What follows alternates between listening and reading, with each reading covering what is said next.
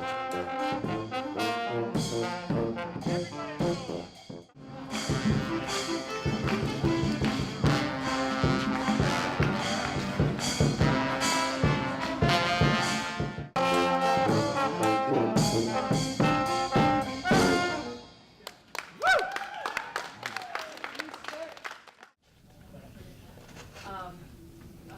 have provided cross-exhibits for Dr. Disuse and for Mr. Mimi, as well as one cross-exhibit for Mr. Clark. And I believe the board has the 7 copies and has provided them to the parties. We have more. We don't have this. Yeah. So those are being provided. Okay, thank you.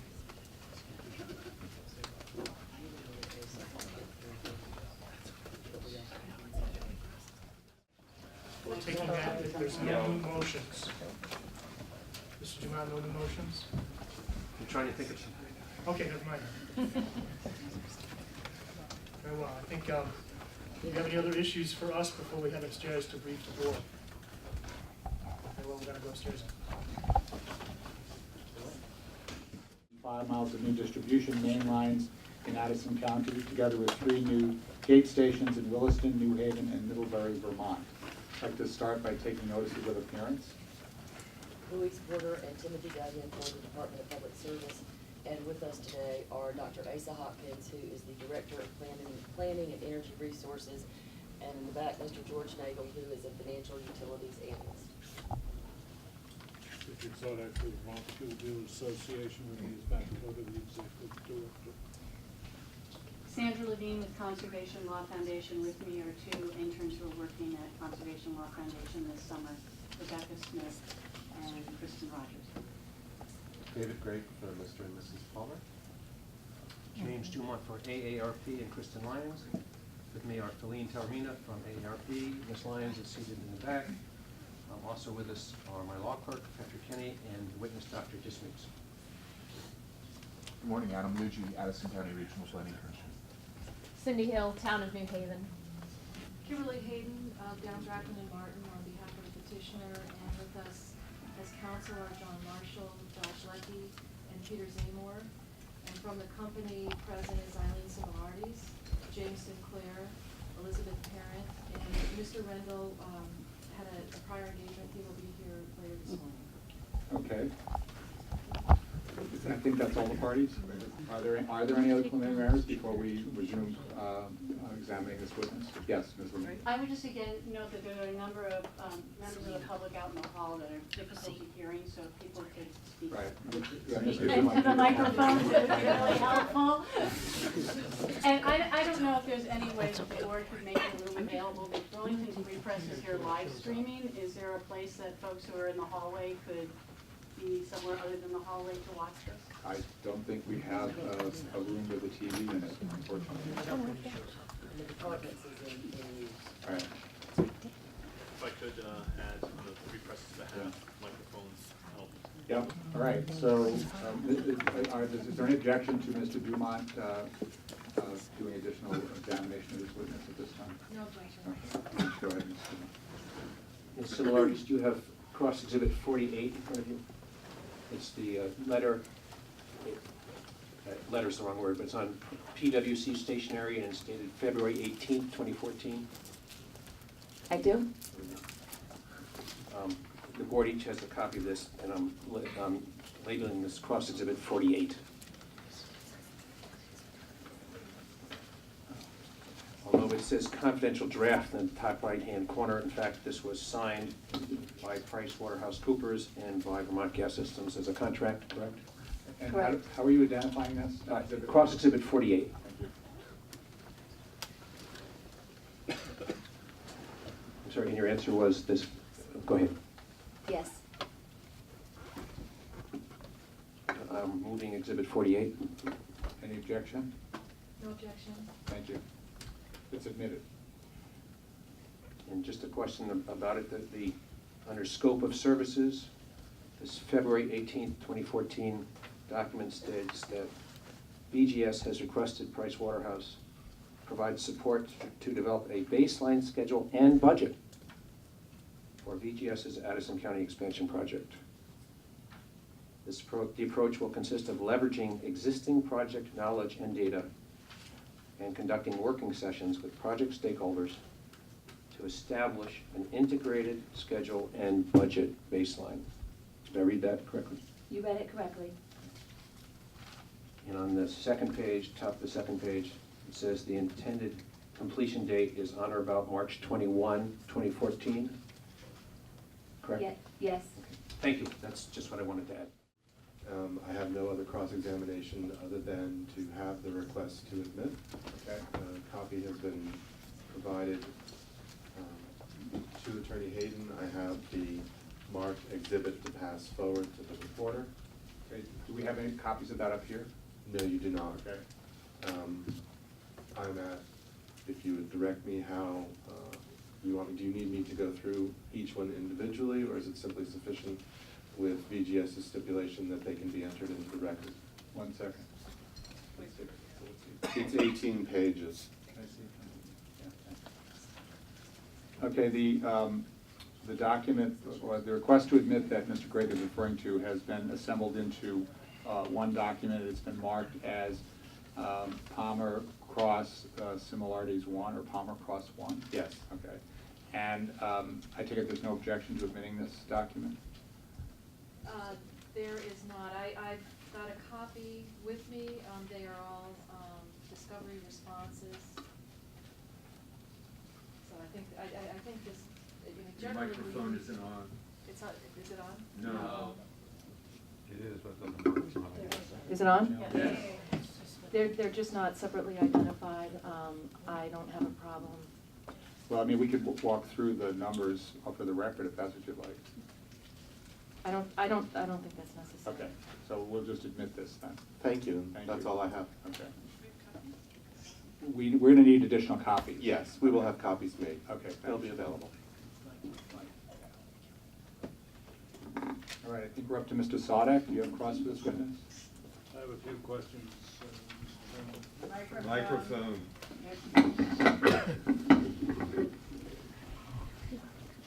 I have a few questions. Following up on Mr. Dumont's question about the Price Waterhouse engagement letter. As he noted, it is to be complete on March 21st, 2014. Was that your understanding? Yes. And between February 19th and March 21st of 2014, what conversations or information exchanges did you have with Price Waterhouse concerning the budget for this project? There was quite a bit of information exchanged, as this document talks about. The approach will consist of leveraging existing project knowledge and data and conducting working sessions with project stakeholders to establish an integrated schedule and budget baseline. So there were numerous interviews with Vermont Gas folks. There was a review of the budget that had been prepared for us by CAJ. Quite a bit. It also requires them to create actual and planned project cost model, right? That's correct. Yeah, and note adjustments that need to be made. That's in that list. Can you point me to where it says that, please? Yeah, in the list of bullets, it's about 5 up from the bottom, 6 up from the bottom. What page are you on, please? Page Oh, I see. 2. I'm sorry, you're on page 2. Second page. Yep. Bullet. I'm sorry, there's bullets on the first page too. I wasn't sure which page you were on. Thank you. These are the second page bullets. I found them. Thank you. Good. You see where it says note adjustments that need to be made? Yes? And you see where it says 2 lines below that, 2 bullets below that, analyze variances and impacts from baseline, schedule, and budget? Yes? Okay.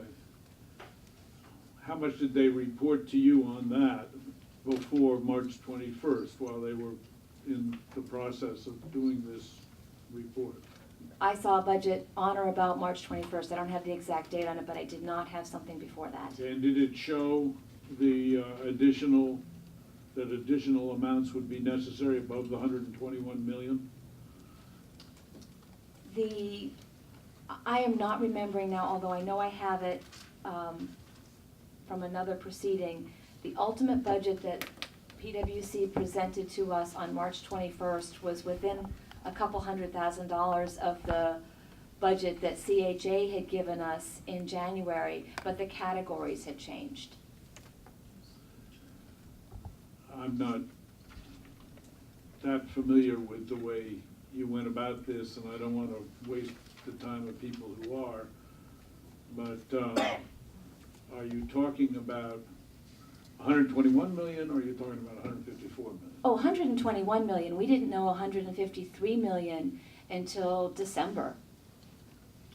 And, December of 2014. and given this letter, why didn't you know that? Because we didn't undertake the ACE and QRA methodology until it started in sometime in October, pursuant to Mr. Gilbert's commitment that we were going to do that, which he made in September, and we undertook that in October. And frankly, there was no reason to undertake it beforehand. We had re-baselined the budget, this process here that was outlined in the PwC memo. We finally got our permits in June. We began construction in July, and because we had the baseline memo, which linked the budget to a work breakdown structure that allowed us to monitor what was going on. And Mr. Rohn testified yesterday that in September, he observed actual construction costs being higher than what he had planned for construction costs, not the budget, not the overall project, but the construction costs. And we committed to re-looking at the budget, and we did so, and it produced the 153.6. Okay, so everything they did coming up to March turned out to be wrong, right? I mean, It turned out to be different. You can call it, you can use, $30 million you can choose the word wrong. Was it $30 million different? It's $30 million different. Uh-huh. And that would be in a northerly direction, right? Correct. In your testimony, you attribute the cost of removal of tanks. You strike that. In your testimony, you give no value whatsoever to the cost of removal of old oil tanks, right? That's correct.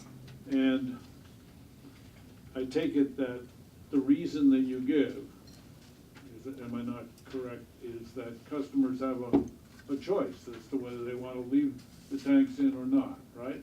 Customers have a choice up until a point. If the integrity of the tank is in question, then they have to remove it. If the tank is, still has integrity, they can leave it in place. Okay. Doesn't really quite work like that, does it? Actually, I believe it does. Okay. Let me read to you, this will just take a minute. Yeah. The rule that I told you before we went up, I was going to cite. Yep.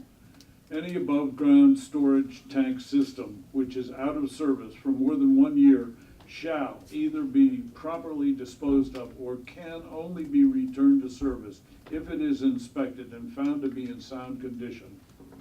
And then they basically say it's got to pass an ultrasonic test. You're familiar with that rule, aren't you? I'd like to note an objection. The rule has not been identified. There hasn't been a foundation. If you could identify the rule that you're referring to. Okay, sure, yeah, it's the same rule I identified for you before this. It is above-ground storage tank rule. Mr. Sonic, we are not privy to that. Can you please identify the rule? Yeah, above-ground storage tank rules issued on February 10, 2014 by the Agency of Natural Resources, and it is rule number 9-307B. And that's the rule that you're talking about when you talk about customer choice, right? That's correct, and I had a legal memorandum prepared on that exact point, and that's what I based my report on. And just coincidentally, driving in here yesterday, there was an ad on the radio advertising oil tank removal that said, have you converted to natural gas? If you're not converting back, remove your tank.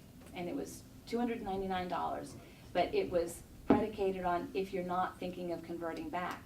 So clearly, at least somebody out there also believes that customers can keep their tank there if they may think about converting back at some day. And given that the rule is, though, that they must remove the tank unless, as we've read, the rule is that they must remove the tank unless they're going to use it again after a year, or but within a year they must remove the tank, and if they're going to use it again, it's got to pass an ultrasound test and so on, right? If they're going to use it again, it would have to pass an ultrasound test. I don't agree that that rule says that you have to remove it after a year. It says if you're not going to use it, it has to be removed after a year. All I can tell, What do you tell your customers? I don't tell my customers. The marketing people do not advise the customers, to my knowledge. They tell the customers to talk to their fuel oil dealer. So are you suggesting that the purpose of this rule is just to give everybody a kind of a free hand in whether they're going to leave their tank? No, I think the purpose of that rule is to make sure that whatever tanks out there retain their integrity. And otherwise get removed? Or otherwise get removed if they don't retain their integrity, or if the customer no longer wants the oil tank in their home. Don't you think you should inform your customers of that rule? I can't speak to exactly what our marketing people tell our customers. I'm not in the marketing department. I have seen the memorandum on the removal of oil tanks, a legal opinion.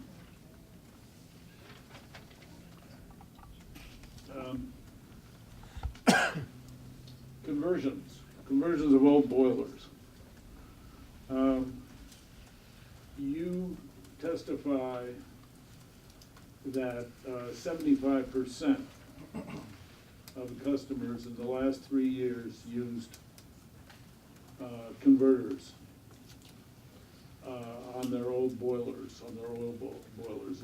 Am I quoting you correctly? Do you want? You're quoting me almost correctly. I think I testified that 75% of the people converting from fuel oil to natural gas use conversion burners. I didn't specify whether they were boilers or furnaces. And would you agree with Mr. Cota in his pre-con testimony that it is somewhat less efficient to convert that way with converters than to put in a whole new boiler that is adapted to gas use? Yes, with a caveat.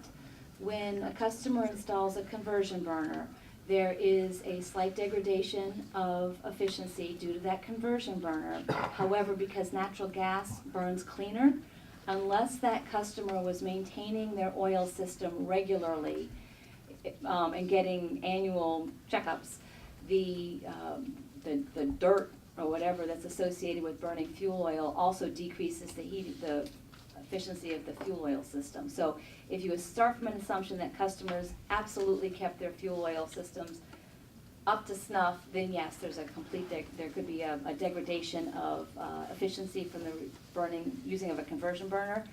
But if customers are not keeping their systems maintained, then it's only about a year later that the efficiency is about the same. And I also noticed that you say that only 4,090 of your 43,500 customers have converters. Correct. Well, my first question is, how does that square with the 75% of the new customers in the last 3 years who use the converter? Because people use conversion burners as a stopgap measure until such time as they're ready to replace their heating system with something more efficient. And because we have very attractive and aggressive energy efficiency programs that provide low and no cost financing for the purchase of high efficiency systems and rebates, people will use those conversion burners for a while and then replace their heating system with something more efficient. And speaking of all these low-cost financing, what you're talking about is zero-cost loans, or that sort of thing, the sort of energy efficiency programs you like to talk about, right? Correct. And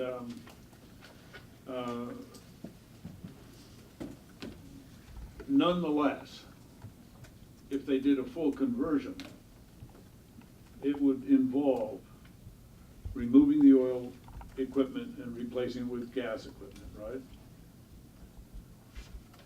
If they're replacing their heating system, yes.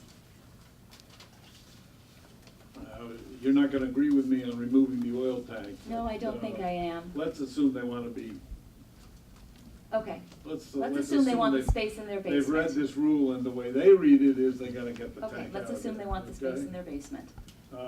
And that they think gas is so great that they're never gonna go back to oil, right? Okay. Okay, and, how about vent and fill? We're gonna do that? I'm not sure what you mean with vent and Remove, fill. they have to remove other equipment that is associated with the oil. They need to, if they're removing their oil tank, they need to remove anything associated with that, including sort of you need to cap the line to the outside and that, or, Now, you have a quibble with this business of lining the chimney. I take it you don't think they need to line the chimney, do you? no, I think some customers do need to line their chimney, and our experience has been 25% of the people who convert to natural gas need to line their chimney. So, my quibble, if you will, was with a blanket statement that everybody needs to line their chimney. And I completely disagreed with the cost, because we do have real-world dollars with chimney lining costs, and they were materially below the numbers in And Mr. Coda's testimony. aside from the cost. Okay, so this list costs something, right? And you're gonna quibble with the cost, but it definitely costs more than the converters, right? Agreed. Yeah, okay. I did do, just last night, in anticipation of you asking this question, I did take a quick sort of back of the envelope and say, okay, there's 3,000 customers, if 75% rent conversion burners, and they rent them for an average of 9 years, and 25% need a chimney liner. I did not include the cost of removal. On a net present value basis, it was under $3 million. Okay,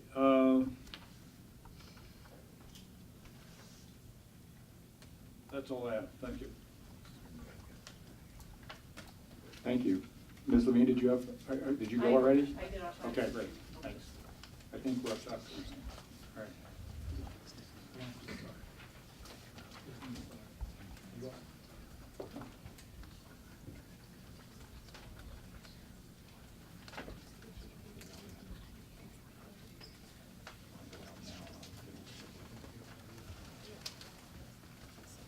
Mr. Chairman? Yes. We had a conversation in the. Can you hear me? No. Can you hear me? At the status meeting this morning, we had a conversation with Mr. Towsley about whether or not the department, despite the fact that we had not reserved any time, could ask a few questions of Ms. Simollardes. Yeah, and that's fine, sorry, I just forgot to do that. Thank you. All right, Go ahead. I will try to be very brief. Okay.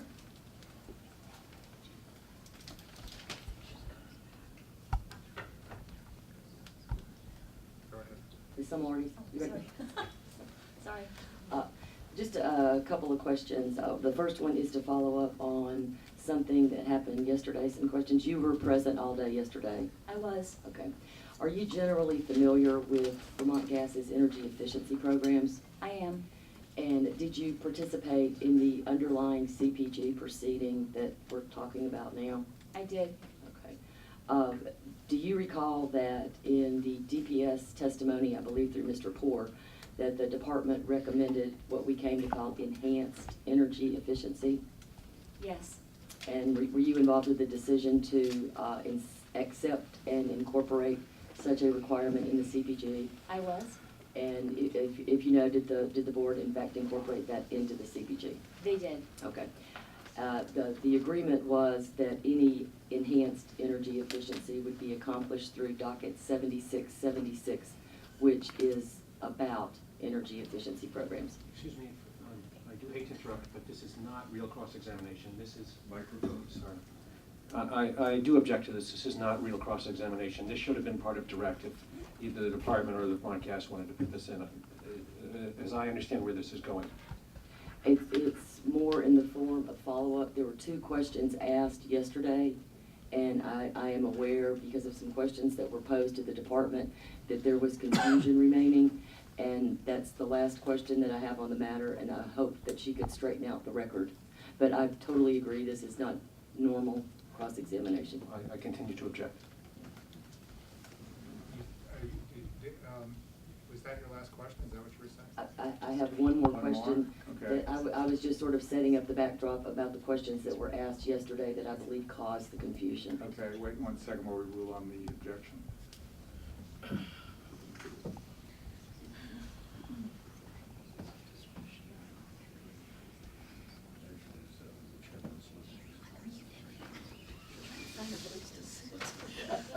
This is freaking ridiculous.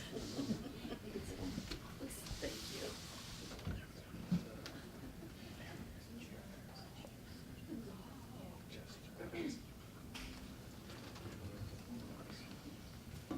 We're going to allow you to finish this as long as the focus is on clarifying the record. We think that it's useful to get the record clarified, and then, of course, parties are free to brief how we should treat this evidence when they brief the case. Thank you, Mr. Chairman. I appreciate that latitude. Ms. Simollardes, you were here yesterday when I believe Mr. Rendell was asked a question about what, if anything, the company has done to honor those commitments to enhanced energy efficiency. Is that correct? Yes. And I can't recall his exact answer. I suppose we could get it read back. That's really not the point of my question. Were you also here when Board Member Hoffman asked a question about when certain filings might be made regarding enhanced energy efficiency? Yes. Could you please explain to the board and the parties why there would appear to be the perception that Vermont Gas is not living up to those commitments that were recommended by the department and agreed to by the board and then ordered by the, agreed to by the company and then ordered by the board? So the CPG in docket 7970 has a requirement in it that Vermont Gas, and I'm paraphrasing the order, but essentially offer extensive energy efficiency services in Addison to, there was something like $200 million in energy savings at that time, and that we have programs that would encourage customers to utilize a significant portion of that for energy efficiency. Vermont Gas and the department were in agreement that the development of those programs would be part of 7676. Notwithstanding the fact that those hadn't been fully developed, we had in fact begun offering energy efficiency services in Addison County.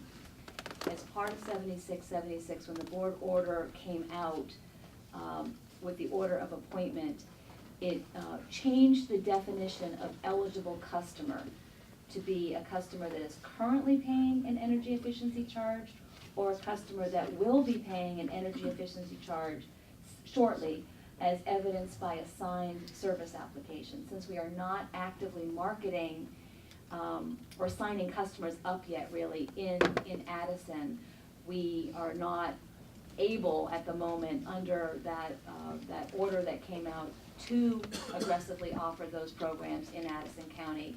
Rather, we're now at the beginning stages of a proceeding called EEU 2015-02, which will be developing our transition energy efficiency plans for the next 2 years before we get into the full DRP, or demand response proceeding, I guess, to develop what our energy efficiency goals and budgets will be.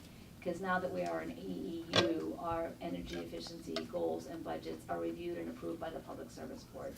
So those Addison plans for the next 2 years will be developed as part of the transition process that's ongoing right now, with an expectation that we'll have new goals and budgets in place for calendar 16. Do you have anything to add to that? I do not. That's all I have, Mr. Chairman. I appreciate it. Thank you. And I guess we're up to our questions. I'll start by following up on a question I asked Mr. Rendell yesterday. is it your understanding, is it correct to say that commercial entities such as Agrimark are presently receiving truck deliveries of compressed natural gas? That is my understanding, and actually, Agrimark had an editorial in the paper yesterday, I believe, that said they were using compressed natural gas in anticipation of the pipeline coming. I asked that the last part of that answer be stricken. Microphone. I asked that the last part of the answer be stricken. The answer was yes. I don't have a problem with yes, but the rest should be stricken as hearsay and gratuitous hearsay. Going to the next step. Oh, sorry. We need a response from the attorneys for the witness.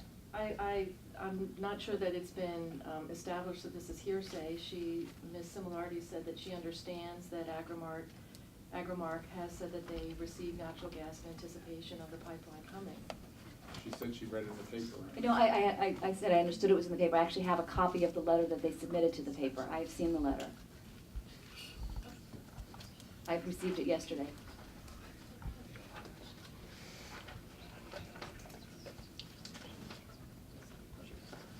Yeah, I think Mr. Dumont is correct, and we're going to strike the second portion of your answer. That's convenient. Has Agrimark expressed to the company directly an intention or a preference for delivery of natural gas by pipeline if the pipeline is constructed, as opposed to trucked compressed natural gas? Yes. Could you amplify that, please? What form did that expression take? I've, 3 ways that I'm aware of,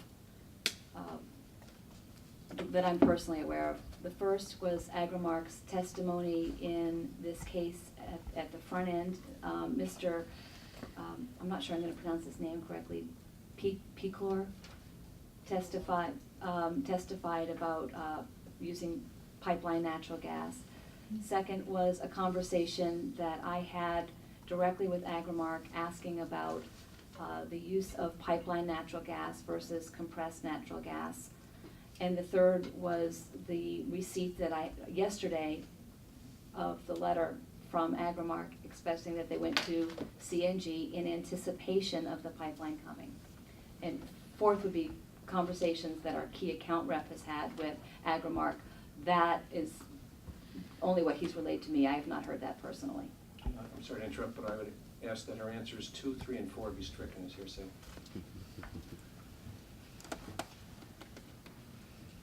Did you want to, Ms. Hayden, did you want to respond to that objection, or want us to just rule?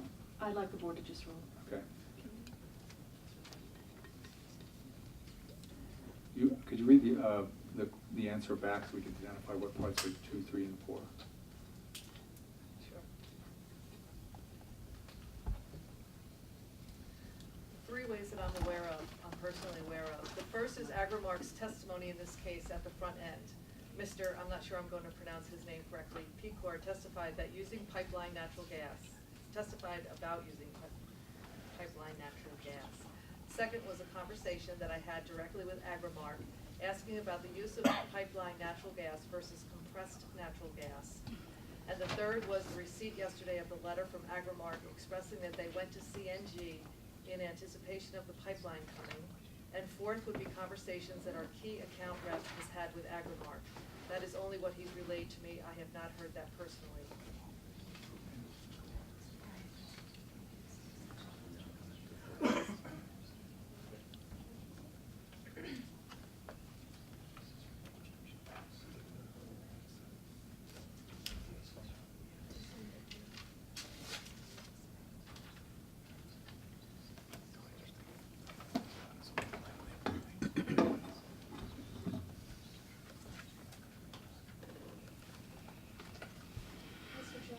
Yeah.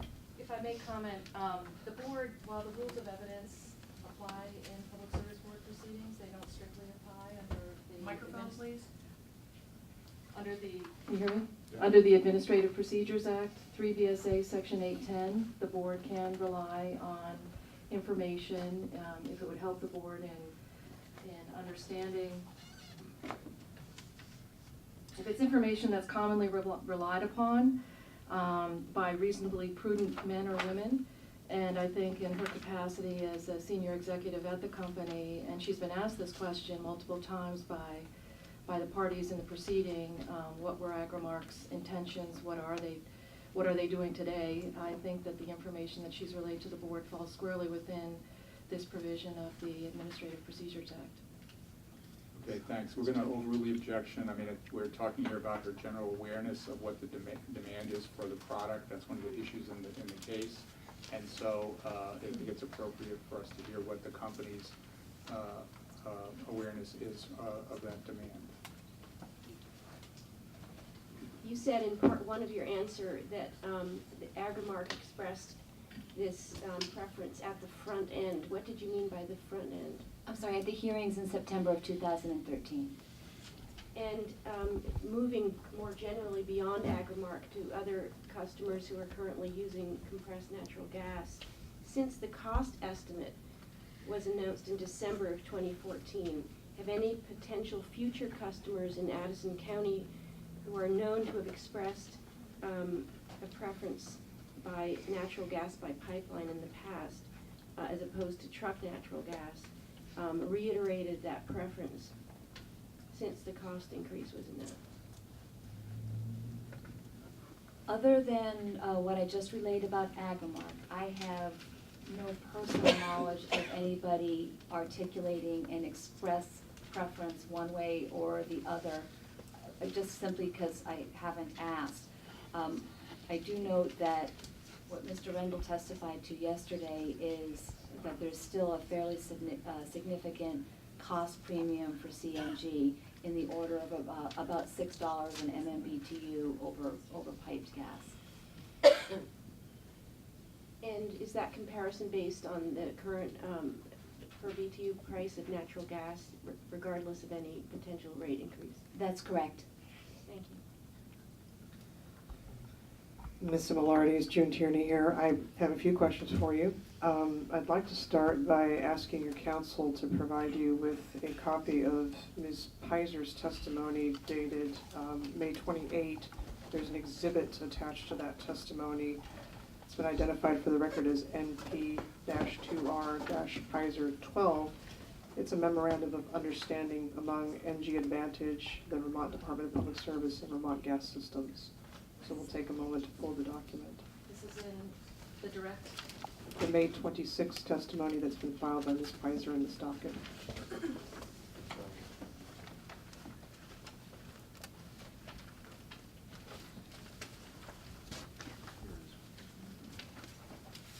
That's NP2R Piser 12. Indeed. If I could ask you to drop down to the fourth whereas on the first page and just review that for a moment.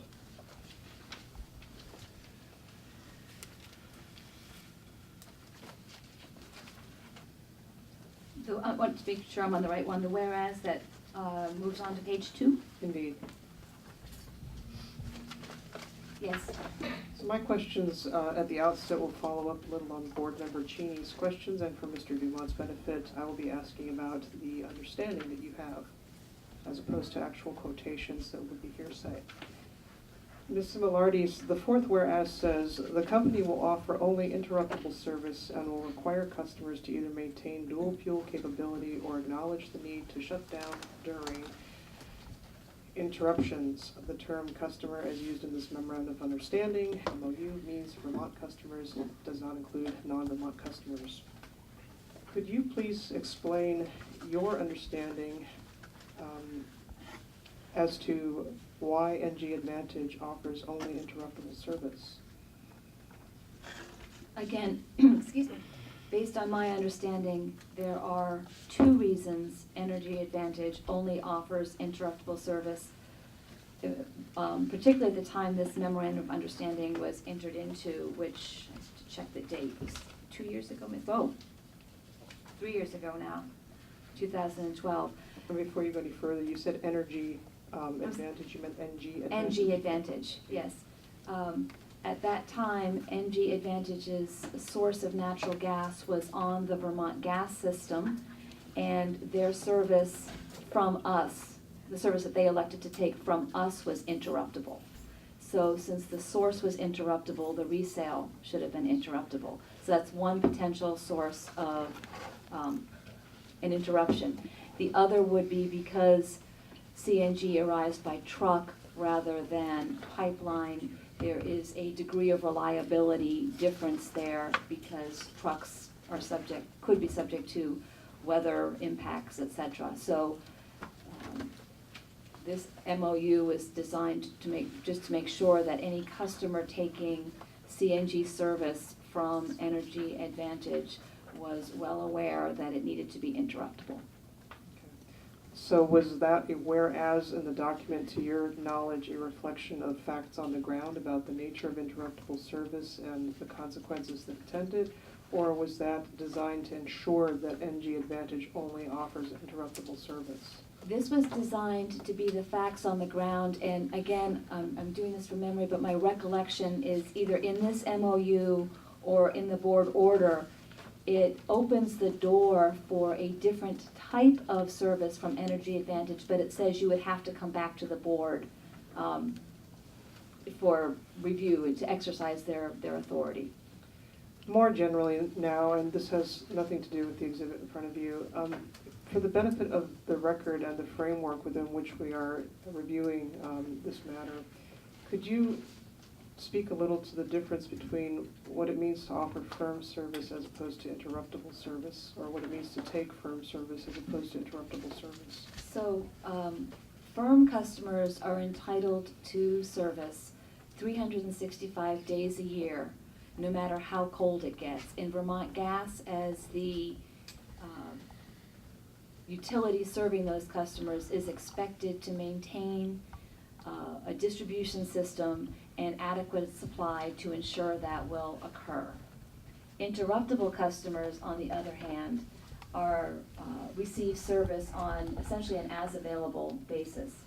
And Vermont Gas has the right on 2 hours' notice to call up one of those customers and ask them to convert to their alternate fuel, which in turn frees up capacity on our system and frees up supply on our system to maintain that firm level of service with the other customers. Similarly, can you explain a little bit why one might have a need for dual fuel capability? Depending on the customer, or the interruptible customer, the dual fuel capability ensures that when Vermont Gas makes that call and they convert on 2 hours' notice, that they can continue to meet their energy needs instead of completely shutting down. Being stranded and not having energy, you mean? Being stranded and not having energy, particularly because interruptible customers are normally curtailed during the winter. And while many of them are using natural gas for process-related matters, not heating-related matters, some of them are also using it for heat. Can you speak to what advantages, if any, there are to having dual fuel capability as opposed to need? Is there an advantage to it? Well, I think there's the advantage for a Vermont Gas customer is that the interruptible rate is materially lower than the firm rate, so they achieve an economic advantage. And then there's the operational advantage of if you have dual fuel at the time Vermont Gas interrupts or curtails you, you don't need to have a business interruption. You can continue with your business, whether be it process or thermal. And while I may not like the third advantage, I suppose a third advantage is if at some point in time you deemed natural gas no longer to be the fuel that you choose to use, you are ready and able to convert back to your alternate fuel right at that time. That leads nicely into my next question, which was, can dual fuel capability be useful to households that heat with wood, for instance, or with wood pellets, or with electricity? Yes, I believe that dual fuel capability is useful for many customers. I mean, choice is just a good thing. That way people can use the fuel or the resource that they see fit at that time. I'd like to ask you just a question about testimony that was filed by Barbara Wilson in this proceeding at this stage. Have you reviewed Ms. Wilson's testimony? I have. Okay. I don't believe you'll need a copy of her testimony, but if you do, your counsel will provide it to you. I'm going to quote from Ms. Wilson's testimony dated May 6, page 34, lines 18 through 19. Ms. Wilson is speaking in the context of customers who might convert to natural gas, become Vermont Gas customers, and therefore be locked in, or I believe her phrase was held hostage to Vermont Gas. She writes, "At least by using fuel oil or propane, a customer can pre-buy the fuel during the time of the year that prices are the lowest." What answer would you give to that observation? I have a couple of comments on that. I think I'll take them in reverse order. The opportunity to, quote, pre-buy when prices at their lowest starts with an assumption that any one of us can predict when prices are the lowest. The pre-buy gives you price certainty. It does not necessarily give you the lowest price. Sometimes customers win on a pre-buy, sometimes customers lose. It also assumes that there is no such pre-buy on the gas side, and I actually think there is something very similar. It's just done behind the scenes and invisible to our customers in many ways, and that is the utilization of underground storage. So we too are buying significant quantities of gas in the summertime, which I infer from Ms. Wilson's testimony that she's talking about the summertime. We too buy significant quantities of natural gas in the summer. We inject it into underground storage, and we withdraw it in the winter for the benefit of our customers. The first part of that statement about being captive, yes, an investment in a heating system is a long-term investment for a customer. Typical heating system life is 20 years. So I agree that if a customer purchases a heating system, they are likely going to remain a Vermont Gas customer for 20 years. I don't view that as being captive. At the time that heating system ends, they can replace it.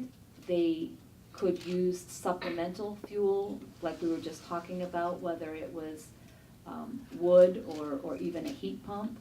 And for those customers that do not choose to replace their heating system, but rather rent a conversion burner, or the propane customers where the change out is so minor, it's a very easy conversion back to their original fuel. If I could ask you to return to Ms. Pizer's May 28 testimony. I don't think that you'll need to refer to her testimony, but that's what we're going to be talking about. At page 12 of her May 28 testimony, Ms. Pizer writes at lines 7 through 11, where she discusses the fact that Vermont Gas has not updated its natural gas uptake projections since 2012. Could you simply tell us why you've not done that?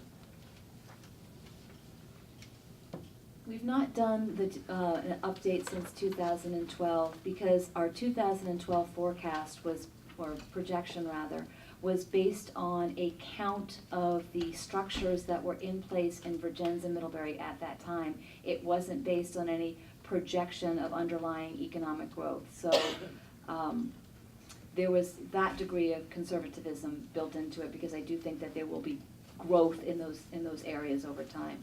Secondly, the penetration rates that we assumed in that market were conservative to start with. We started at 40%, and I believe it grew to just over 70% over 20 years. And when I look at what our penetration rates have been in new markets, even when our competitive position was not as great as it was when we first prepared the 2012 numbers, those penetration rates are still reasonable. They are probably not as conservative as I thought they were when we prepared them in December, but I think they are still reasonable based on our past experience. I want to make sure I understood this point, because what I understood Ms. Pizer to be saying was the company is not cognizant of current market demand, that it's done no studies to ascertain as of, say, a month ago or 3 months ago or 5 months ago what the market demand is for its product, as opposed to, say, in July of 2013 or the like. I understood your answer to be that your original market projection had to do with looking at physical structures and making conservative assumptions based on your experience in building out in other markets. I infer from that that you basically had a very physical approach to estimating the market that has not changed since 2012. The structures are still there, for instance. Is that That's right? correct. We did. Had our 2012 data been based on market research studies, for example, then we would have needed, I could see where you say, well, you need to redo those, but we never based our market demand on research studies. We based our market demand on a count of the buildings that were in place, and we applied a saturation rate to that count. And just to be clear, you mean your projection of market demand? Our not your- projection of market demand.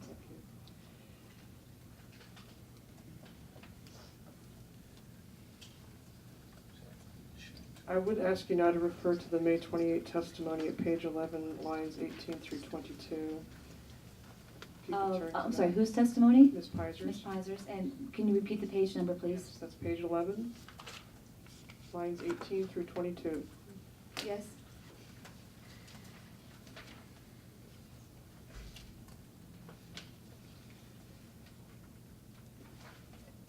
In that passage, Ms. Pizer testifies, quote, "The rate reductions achieved by Vermont Gas were more likely achieved through a combination of the Canadian National Energy Board's decisions curtailing TransCanada's high interim tolls after 2012 and falling price of natural gas, both of which have a heavy impact on the cost of service through the gas charge, deferral of costs approved by the PSB, and a shifting of costs from day-to-day operations to this project through overhead and other measures."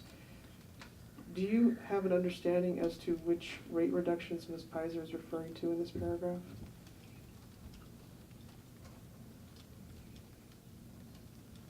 I don't know specifically which rate reductions she's referring to.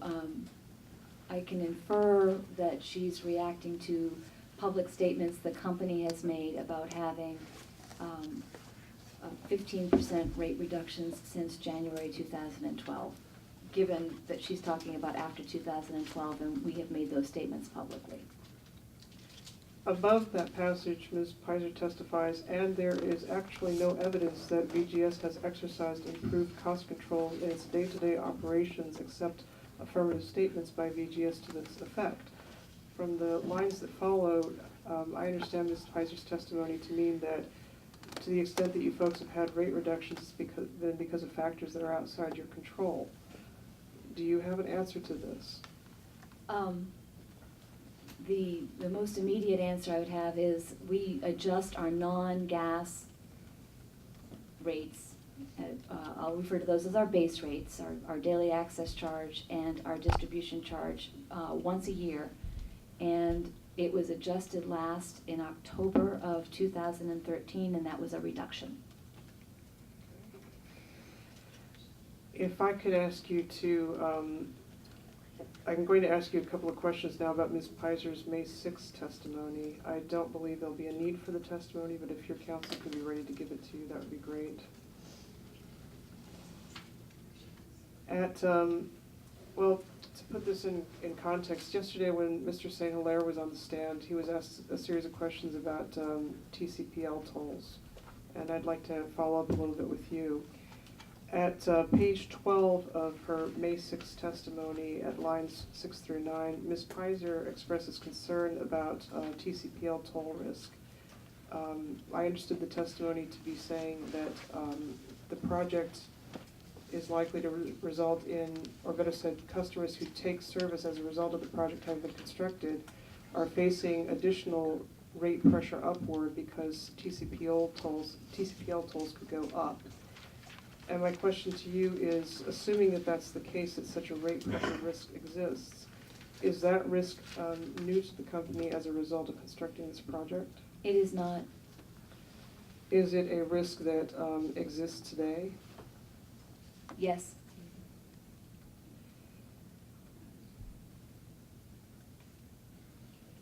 Please do, yes. And can you tell us how Vermont Gas deals with that risk? Mr. St. Hilaire manages our gas supply, but I had that responsibility for a while, so I will give it my best shot, and if anything I say afterwards is incorrect, we will correct it. But one of the things that Vermont Gas has done, as Mr. St. Hilaire testified to yesterday, is we have migrated our supply portfolio away from long-haul tolls, which, for background, long-haul is referred to buying at Empress, Alberta, and bringing it to Phillipsburg, Vermont. That's the longest path on the TransCanada system.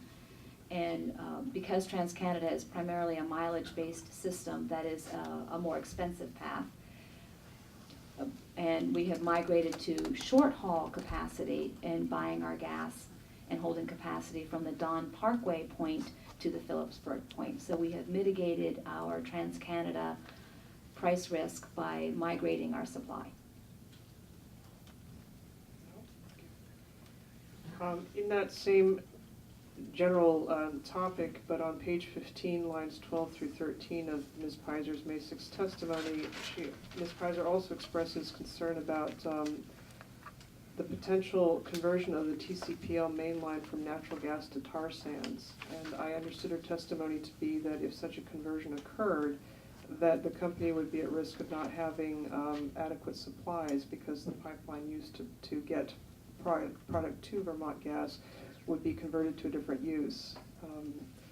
Could you speak to whether that risk is new to the company as a result of constructing this project? That is not a new risk to the company as a result of this project, nor is it a risk that we are concerned about. You heard Mr. St. Hilaire testify that we have acquired additional TransCanada capacity already. Matter of fact, I know there's a record request about converting our MCF to GJs that we will be following up on that. I want to make sure I understood that, though, because you just said that it's a risk you're not concerned about, and yet your answer implied to me that it is a risk that you've acknowledged and that you've planned for. Which is why I'm not concerned about it. We have already bid into the TransCanada system for incremental capacity to serve our market. So from our perspective, we have secured sufficient TransCanada capacity to meet our firm peak day needs. And these are actions that you've taken to secure adequate supply for your customers, period, not uniquely for potential customers of this pipeline should it be constructed. Is that correct? That's correct. I have one last question for you concerning your own testimony. Page 3. This is your January 15 testimony. At lines 14 through 17, there's a box. Do you see that? I do. And the first line of it reads construction-related benefits, $48.4 million in the 20-year NPV column. I read that and I said to myself, where was this in 2013? Where was this in 2014 in the fall when we were looking at the estimated benefits of this project? To my knowledge, the company has not included this factor in its assessment of benefits to date from the project. Is my perception correct? It clearly was not included in the first remand in this proceeding. We did not have a construction-related benefit line item. May I ask why you have it now? Because with a $30 million increase in the project cost, I wanted to be able to demonstrate that there was economic benefit and construction-related impacts or benefit that should be considered. So I would take that to mean that this is a benefit the company could have been citing all along, then. Maybe not of this magnitude, but. Correct. Okay, thank you. I have no further questions.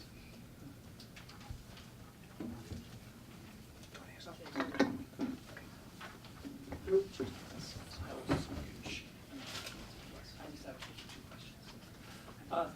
morning, Ms. Simollardes. Good morning. Jake Marin.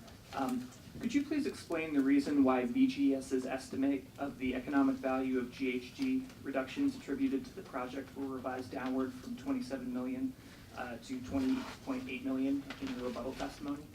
Yes, Mr. Bluestein testified yesterday that he had revised his life cycle cost analysis, and I used his revised figure in rebuttal, and I had used his original number in my first testimony, consistent with what I did in the first remand. And the only change to your analysis was the use of Mr. Bluestein's number? You didn't Correct. change any other I assumptions? changed nothing else.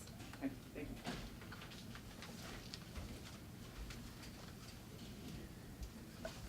you. Morning, Ms. Simollardes. Good morning. I want to start with the topic of your economic analysis. And there are a number of different presentations in your testimony. Is the company's current analysis basically that reflected in your May testimony at page 7 through 8? Is that where I should be looking? The company's current estimate of economic benefits is in my rebuttal testimony, demonstrating 71 million on a net present value basis after 20 years, 191 million after 35 years, and 319 million after 55 years. Okay, and that's the table at the bottom of page 7, top of page 8? Correct. Okay, I want to, so I should look at this rather than the different figures you have on energy savings and other things in your previous testimony, correct? I agree. I think this would be the company's position on economic benefit as we sit here today. Okay, and the first item on there is the one I want to talk about first, which is your Addison County energy savings. As you know, it's an issue that has been debated by a number of the parties here as to your projected energy savings. When you calculate this number, what do you assume as the spread in energy prices between natural gas and other fuels? So you've actually asked the critical question, which is the differential between natural gas and other fuels as opposed to the absolute price of fuel oil, propane, or natural gas. So I don't have the spreadsheet, but I can tell you what I used, and then we can infer it from there. Is I used the average of December through April prices in Vermont for fuel oil and propane as a starting point, and I used the Vermont gas prices for April. And then we escalated that at the change in the EIA 2015 annual energy outlook nominal prices for New England by rate sector. So that showed a narrowing of the delta between, and for right now I just looked at, no, that's not true, I did look at fuel oil and propane. It showed a narrowing of the delta between fuel oil and propane as of the time this testimony was written and the first remand, a fairly substantial narrowing. And that narrowing continues for 5 to 6 years and then broadens thereafter. And that is consistent with, well, I only used the EIA. Yesterday there was a series of conversations about fuel oil forecasts, and any of those that had a natural gas price in it, also you can see the exact same dynamic. The delta between fuel oil and natural gas today versus whatever the endpoint was in those forecasts that were discussed broadens. So it's narrow now, broadens over time. Okay. The December and April what years? Oh, I'm sorry, December of 2014 to April 2015. When you're doing that comparison, And am I correct that essentially you're converting everything into BTUs and doing a BTU equivalent? That's correct. I start by rate class, and the data that I know off the top of my head is the residential class. We assume 1,000 CCF or 100 MCF, which is equivalent to 724 gallons of fuel oil and 1,092 gallons of propane. So I put everything on an an MMBTU basis. And you just testified that the spread had narrowed. Do you have any rough estimate of the percentage differential at the present time? I believe the DPS fuel price reporter for right now shows something like a 23 to 25% competitive advantage over fuel oil and 47, 48 over propane. And we were, at the time of the first remand, it was 41% over fuel oil and 53 over propane. So the starting point has definitely compressed, but the forecast out shows it widening again after 5 to 6 years. Now, as I recall, Dr. Hopkins' testimony stated that he thought that spread was about 25% after factoring the potential rate increase. The number you just gave was before potential rate increase. Because it's a spot in time, it's a June number. If you look over average it over a couple of months, I would agree with Dr. Hopkins' observation. And your assumptions about the likely behavior of potential customers if the pipeline is constructed is based upon that fuel spread? Not exactly. We have spent a lot of time talking about customer economics in this case. Vermont Gas didn't say if the percent is X, then we're going to get Y conversions. We based it on historical information, but we need to recognize that customers make decisions on things other than price. Yes, it is easier to get conversions when the spread is 50% than it is when it's 25. I will agree with that, but we had very conservative conversion ratios in there anyway. And there are other things that customers will consider, like regulated service, like pipeline delivery instead of truck delivery, the availability of energy efficiency programs, environmental, there are just other things that customers will consider. I think I probably asked the question the wrong way, but what I was trying to get at was, when I look at your number of 159.8, basically you use the current spread to calculate that number. I did. Yes, to calculate the energy savings, that's exactly what I used. Your assumption about conversions, you didn't adjust from the previous estimate. That's correct. I made no change in the underlying load forecast for the calculation of those energy savings.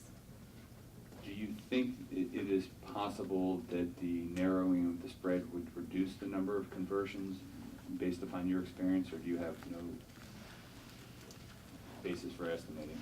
On page 17 of my rebuttal testimony, I have a graph that I thought was perfectly clear. I've since had people tell me that it's not quite as intuitive as I thought it was. But that graph, the blue line on that graph, shows our competitive position to oil. The red bars show what our actual customer conversions were in any given year. And you can see in the period of 2005 to 2009, where our competitive position relative to fuel oil was anywhere from 10 to 30%, which we're at the high end of that range now, we still added over 1,000 customers a year.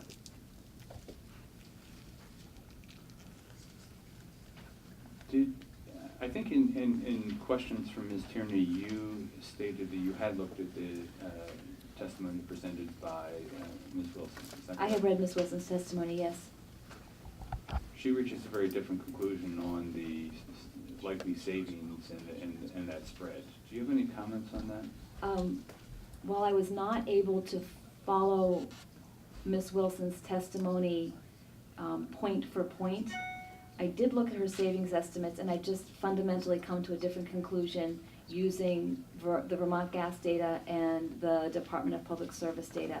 There's one statement in Ms. Wilson's testimony where it's a comment about, if Bill Gates was in the room and you said the average income was X, and the implication being that one very rich person pulls it up.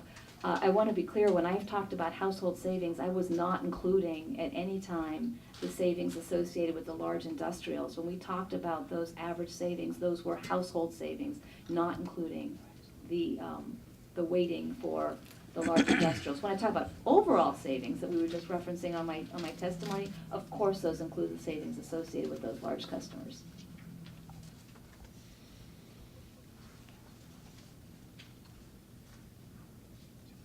Now, one of the topics that we were discussing yesterday was the fact that some customers have already switched to compressed natural gas. Is that correct? Correct. And other parties have suggested that this means the savings have occurred already. And I understand that in your view, the proper baseline assumes no CNG. But has VGS attempted to make an analysis of, or adjust its economic analysis on the assumption that we use existing CNG sales as the baseline instead? No, we did not do that analysis. Do you have any rough estimate as to how that might affect your calculations here? It would, let me think about this. So it would do a couple of things. It would, if we, so we've already established that I don't agree that that's the baseline, so I don't need to repeat that, but if we were to do that, the energy savings would decrease because we would be starting from a lower price fuel, some of the energy savings would have already been realized by the customers. The greenhouse gas savings would decrease. But while Vermont Gas did not do the fuel oil provider piece, I would say the fuel oil provider impacts that some other parties in this case have put forth, those would also have to decrease because that impact's already been realized. And I don't know how you would net all those out. On page 4, well, I actually don't need to turn to the page, we'll just talk about it conceptually. Your estimate now includes costs of the distribution network and service lines, correct? Our estimates have always included that. It's just it depends on where you were talking about it. So from the very first time we talked about this project, we always had the distribution networks and service lines in our economic analysis. They were not in the dollar value that was before the board for the 248, but that is not a change in methodology or a change in assumption. So were those figures presented last September when we had Yes, they were. As part of the cost? Yes. Okay. So let me be clear. The 121 did not include the distribution networks, and the 153 does not include the distribution networks. But in each case, any analysis we did included the distribution networks. And that's how you get from the 159, the project cost goes to 162 instead of the 150. That's correct. I just don't want somebody to assume that that's an increase in cost. It's a cost that was already always there. It was just depending on where we were talking about it. And when you're saying the distribution network and service lines, are those just in the Middlebury and Vergennes areas? Because we've only included customers for Vergennes and Middlebury, we only included the distribution networks for Vergennes and Middlebury. So looking out over time, you would expect to have further costs associated with the distribution networks in Moncton, Bristol, and other towns. Correct, and we would expect to have customers associated with those distribution networks.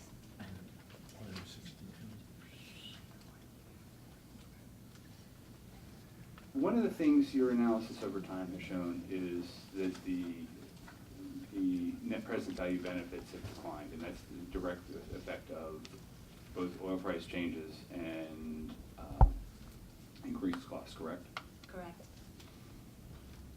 And I don't know whether I'm better off asking you this question or whether Mr. Rendell's in a better position to answer it. is there a point at which that benefit declines such that VGS would no longer advocate going forward with this project?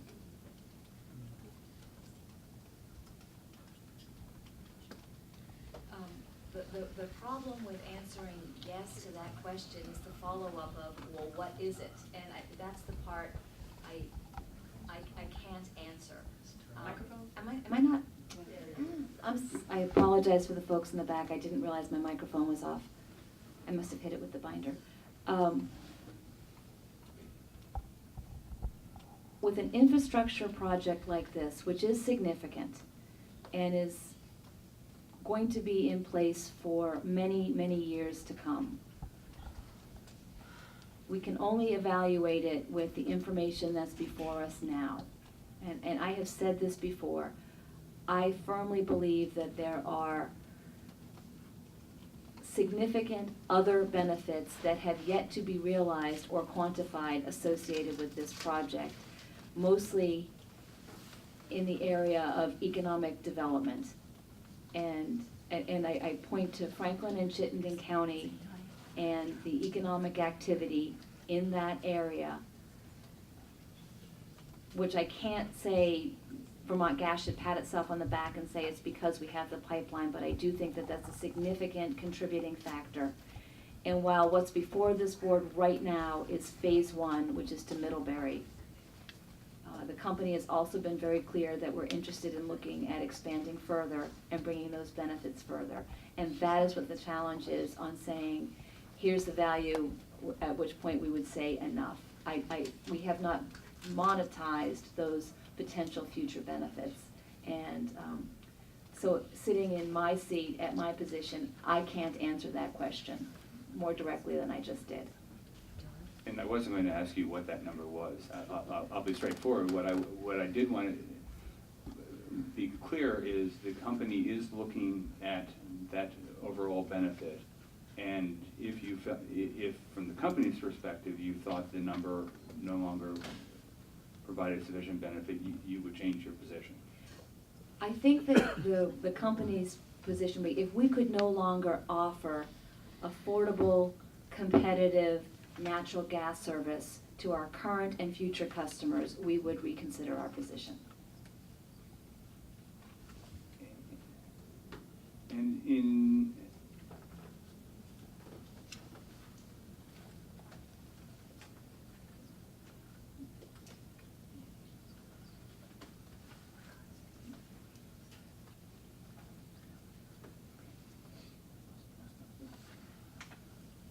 switch topics. Good time.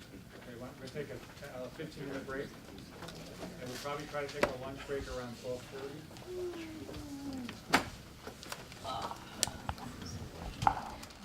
I have. You happen to have Exhibit F to his testimony. Not in front of me, but I will momentarily.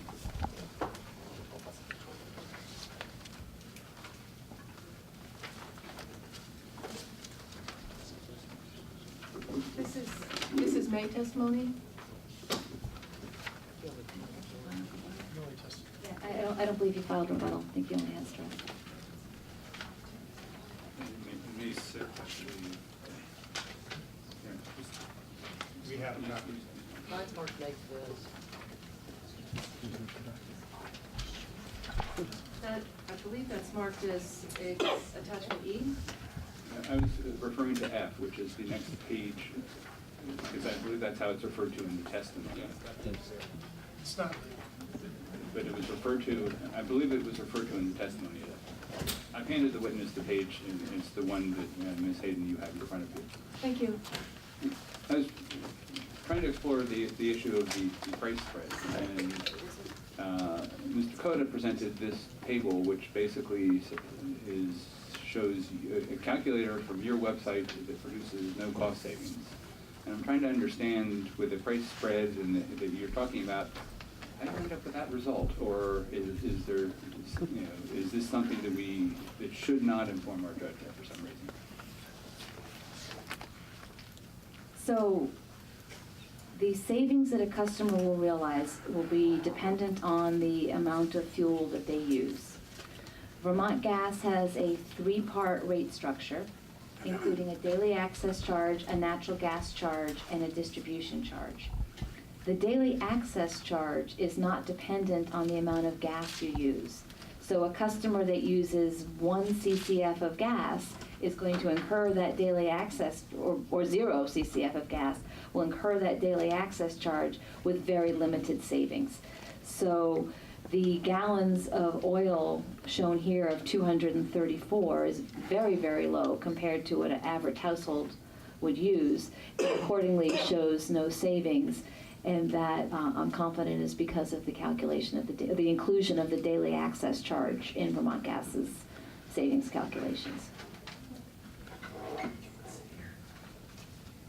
So basically, do I assume low-volume customers are unlikely to, are customers you're not assuming are likely to switch to Vermont Gas, or less likely to switch? I should say. Less likely to switch for straight price reasons.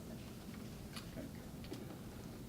Thank you. Let's move to the question of the rate analysis, and I want to move you to, I believe it was in your initial testimony, and it's exhibit supplemental EMS 2, and then your rate analysis attached to that.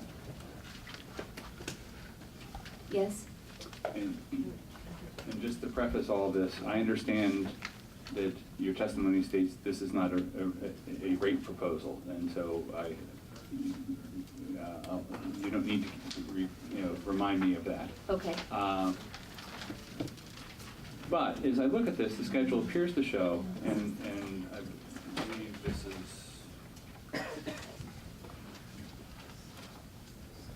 fifth page. When I get to the fifth page, that you're likely to see a 15. If you were to flow through all of your costs, you would see approximately a 15.1% rate increase. Is that correct? An initial 15.1% rate increase followed by a rate decrease of approximately 4% 10 years later. Right. And at the same time, you would also be drawing from a certain amount from the SURF fund. The pages that you're looking at in that exhibit do assume that we're utilizing the SURF to cover the difference in carrying costs for that period. And for that, you're drawing down approximately, well, your number here is 925,949. Is that correct? I'm sorry, can you point me to that number? It's on the page that I was referring to. I believe it's the fifth page of your exhibit, right at the bottom under, oops, never mind, wrong column. So for 15, actually, there's been,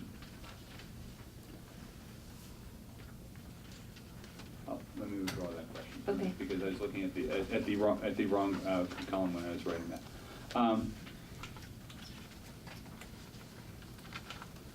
Now, in your January testimony on page 7, you state that the difference from now of this rate increase from previous, your previous estimate was 3.2% impact over 10 years. Do you recall that testimony? I do. And given that the previous assumption was 10.2% and we're now at 15.1%, it seems to me it's 4.9% higher, or are you doing a different type of math? I am doing a different type of math. The first year rate impact, you are correct, goes from 10.2 to 15.1. But because the fund is in play here, it's important to make sure that for any analysis to have apples to apples, that you end up with comparable fund balances. Otherwise, you've got more or less investment funded by rate changes. So the first remand proceeding had a 10.2% rate increase, followed by a 2.3% rate decrease in year 10. To put this analysis on an apples-to-apples comparison, I had a 15.3% rate increase in year 1, followed by a 4.1% decrease. Accordingly, over a 10-year period, the delta from the first remand to this is the 3.2.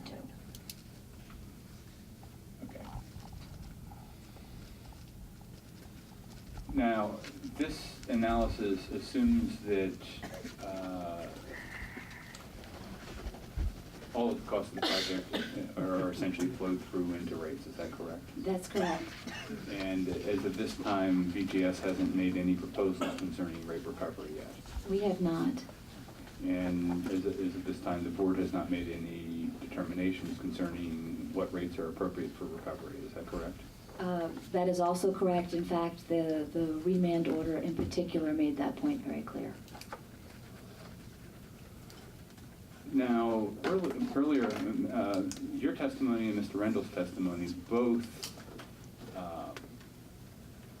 state that there are potential rate design options that you're considering.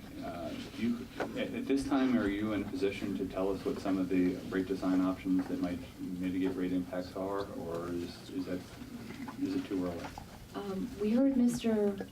Rendell testify that nothing is off the table, and there is a laundry list of things that could be considered to mitigate rate impact to customers. First and foremost is constructing the project in the most cost-effective manner possible.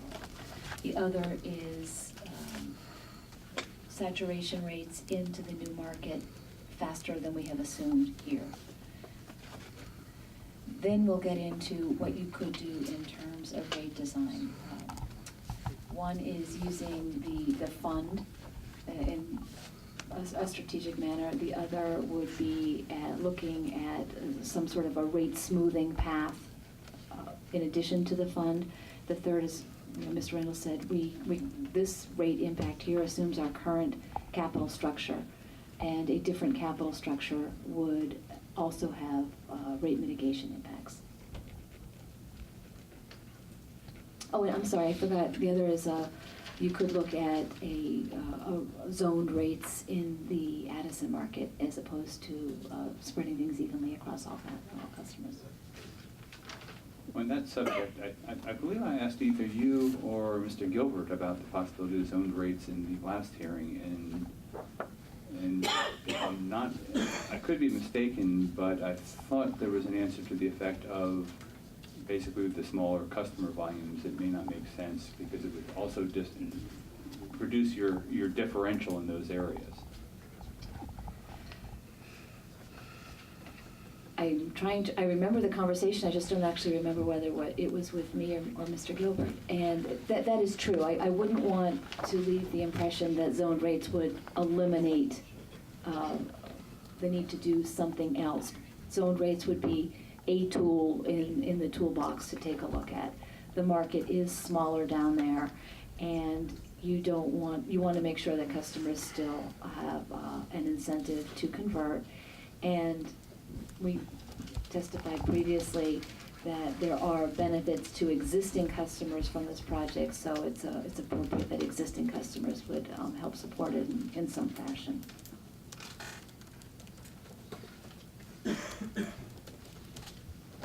Moving on to, actually moving back to the broader topic of the overall economics.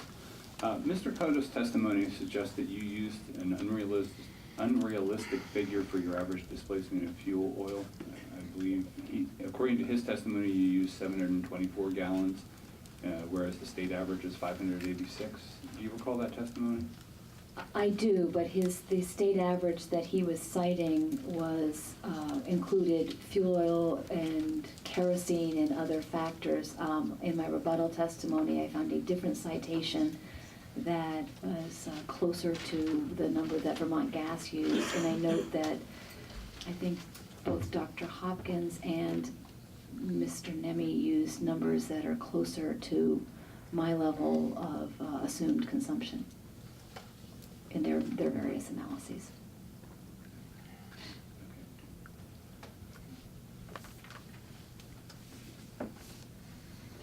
You were here yesterday when Mr. Heaps was testifying, is that correct? Correct. And one of the subjects that came up at that time was the question of whether there should be an adjustment for potential lost jobs among people people who are now selling fuel oil and propane. Do you recall that? I do. And we heard Mr. Heap's testimony. My question is, did VGS attempt to make any adjustment to reflect that in the analysis that you've presented in your rebuttal testimony that we started off talking about? No, Vermont Gas did not include provider impacts in its testimony. Would you think in any analysis that we should be taking that into consideration? I understand that you may disagree in the magnitude, and that's a different question, just conceptually.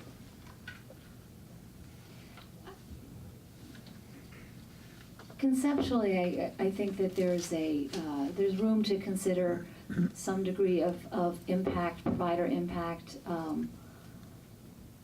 from the conversion to natural gas. But I think the reason this question is so challenging is because there's many levels. You know, we also didn't include the positive provider impact associated with the conversions that customers will undertake to natural gas. We did include, obviously, the construction-related benefits for the project, but we didn't include any analysis of a potential bump in provider impact for the people that will be doing actually the conversion work in customers' homes. So, yes, I think I can make an argument that it should be included. Let me switch it to one other topic, and that's the Mr. Gross's compressed natural gas island proposal. Did you review that? I did. And I noticed in your testimony you didn't respond to his proposal at all. Is that correct? Correct. Do you agree with his conclusion? Do you agree or disagree with his conclusion that presents a viable option that, at least from his testimony, it would be least cost? I do not agree. Excuse me. I do not agree that compressed natural gas is a viable alternative to the project. It doesn't allow service to residential and small commercial customers.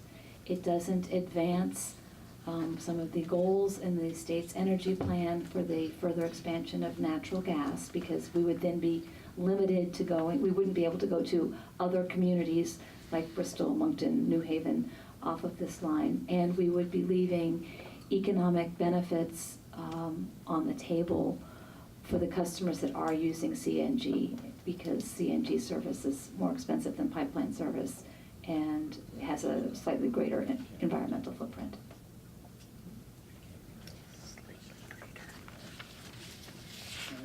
Thank you very much. I have the information.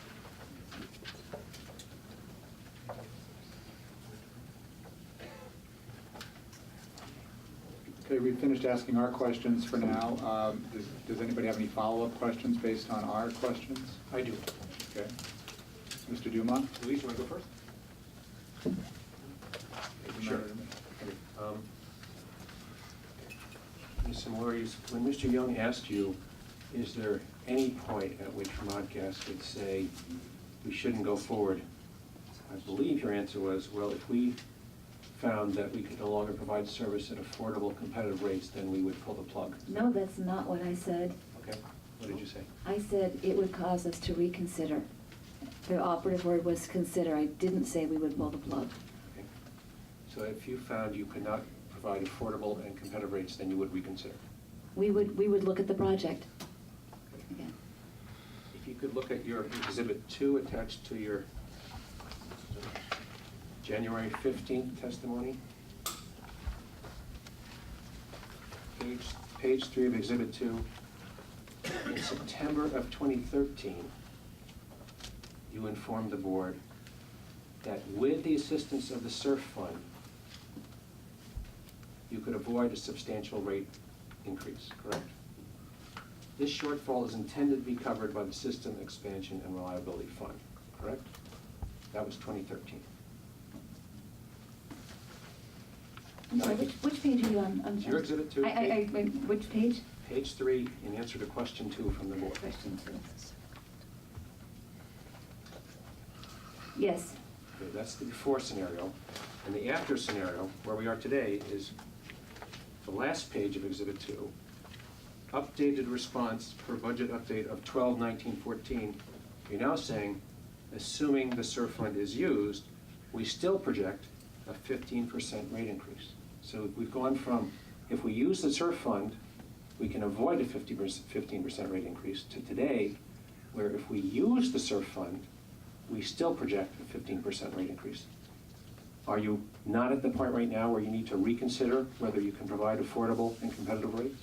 We are not at that point right now. I have testified that this rate impact was prepared in response to very specific board questions about an analysis. Both Mr. Rendell and I have testified that Vermont Gas has no intention of asking for a 15.2% rate increase associated with this project. And in fact, you have Mr. Rendell's commitment that this company will maintain competitive and affordable rates.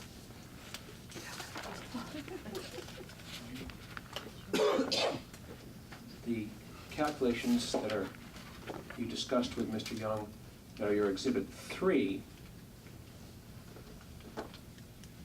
that Mr. Young showed that he's human like the rest of us. He actually read one of your columns wrong, which made me feel a little bit better. You could perform, based on this calculation, this exhibit, that you predict there would be a 15% rate increase using the SURF money, correct? I will repeat. With the same caveat that Mr. Reynolds. Yes, that is what this model shows. You could perform the same kind of analysis to show us what the potential rate impacts would be if there is no use of the SURF fund, correct? And you've chosen not to provide the board with that information. No, actually, I disagree with that. I've chosen not to provide the board with that. I, in fact, did provide the board with that, and you have it in front of you. Okay, where do we find what the rate impacts will be without any use of the SURF fund based on present data? It is contained in attachment supplemental 11515 PSB VGS 1-1, and it is the number that your witness referenced in his testimony. That's the 19% rate increase? Yes, it is. Right, okay. So can we agree, therefore, that if the SURF fund is not to be used, your calculations result in a 19% rate impact? With no adjustment for mitigation of any sort. And let's talk about, so we have a complete answer to Mr. Young's questions. All the answers you gave Mr. Young assumed continuing withdrawals at the rate of $4.4 million every year from the SURF fund, correct? They all assumed continuing withdrawals from the SURF fund. They did not all assume at a rate of $4.4 million per year. So we'll do this a step at a time. Your answers to Mr. Young assumed continuing withdrawals from the SURF fund up through year 35? Let me rephrase that. Your answers to Mr. Young assumed continued payments into the SURF fund by ratepayers. Correct. Up to year 35, correct? Correct. And you've just said it may not be at the same rate of $4.4 million a year. It may change. You've asked me two different things. One is withdrawals from the fund, and one is payments into the fund. Yes. Payments into the fund are dependent on the volumes of sales we sell. Withdrawals out of the fund are dependent on the revenue shortfall that we're trying to cover. Thank you for that important clarification. As the SURF fund has been established, at current sales rate, you will receive from ratepayers $4.4 million every year for the next 35 years, or as long as the SURF fund exists, correct? Correct. And so what you're clarifying my question correctly by saying how much of that we withdraw depends on other factors. Correct. So the answers you gave, Mr. Young, all assumed continuing withdrawals of at least $4.4 million a year from ratepayers. Payment by ratepayers of $4.4 million. Again, those are two different points. Payments into the fund, yes, at that level, I agree with. Withdrawals out of the fund at that level, I do not. Right.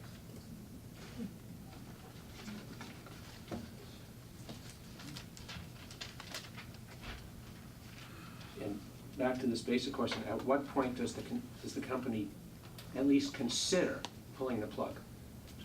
Based on your present analysis, the new ratepayers to be served by this pipeline won't produce enough cash to cover their own costs until year 35, correct? Somewhere between year 34 and 35, correct. So they're not going to start paying back the other ratepayers until year 36, correct? They're not going to be completely paying back other ratepayers until that year. Each year that goes by, the contribution gets better. And is it possible to calculate when the subsidy from existing ratepayers to the new ratepayers has been paid back? Is it 50 years from now, 60 years from now, 70 years from now? We have calculated a break-even point on this project between 34 and 35 years, which is about 3 years longer than in the first remand. The break-even point for other customers starts with an assumption that other customers should not bear any portion of this project, and I don't agree with that assumption because there are benefits of this project to other customers. But for at least analytic purposes, it's useful to have the number. You can say it needs to be modified or considered in context, but it's helpful to have the number. So how many years into the future would it be, with your caveats, that the existing ratepayers are repaid? I don't know. Would it be within my lifetime? I'm 62. It wouldn't be, would it? I don't know. Thank you.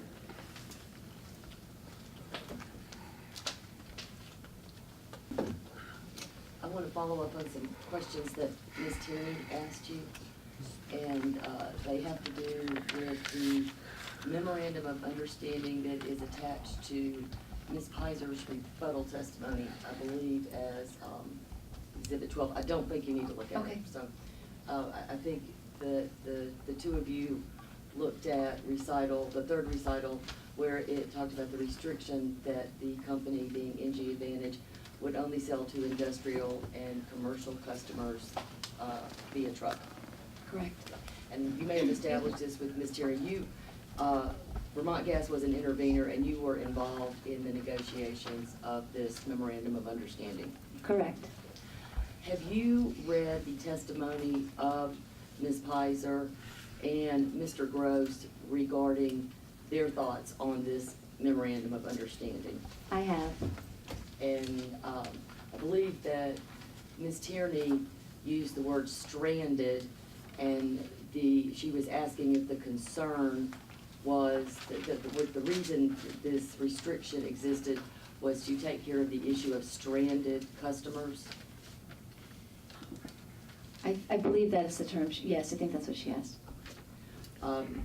And so the allegations that were made by Ms. Piser and Mr. Gross regarding collusion between the department and Vermont Gas and agreements not to compete, there is no evidence to that effect, and no proof.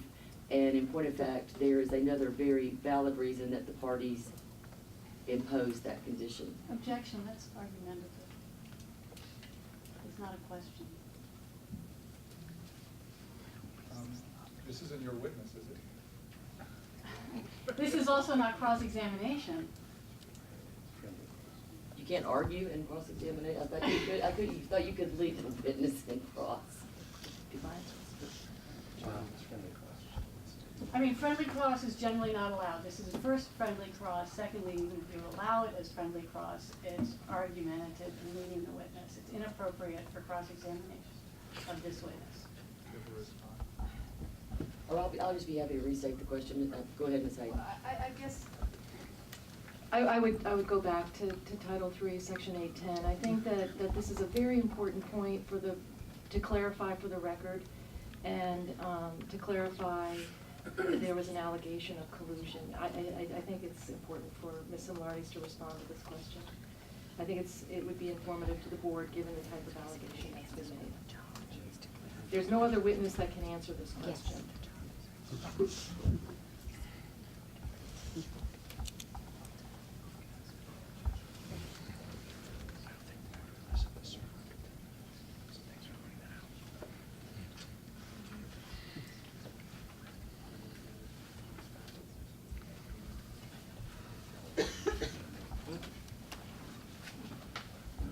Ms. Boyd, why don't you said you're going to rephrase the question? Why don't you try that? Ms. Simollardes, I believe that you and Ms. Tierney discussed the danger of stranded, principally residential customers.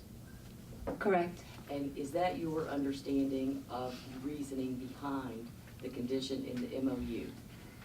That is my understanding. There was also, I think it's important to point out that that was a three-way MOU. Those were provisions that NG Advantage agreed to in exchange for lightened regulation.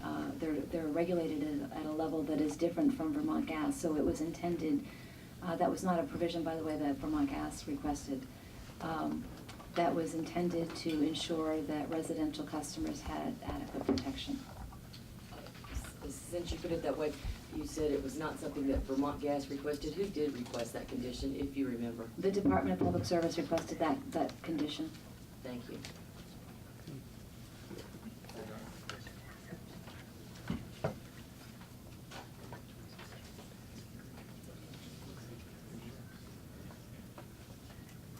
Do you have redirect for this witness?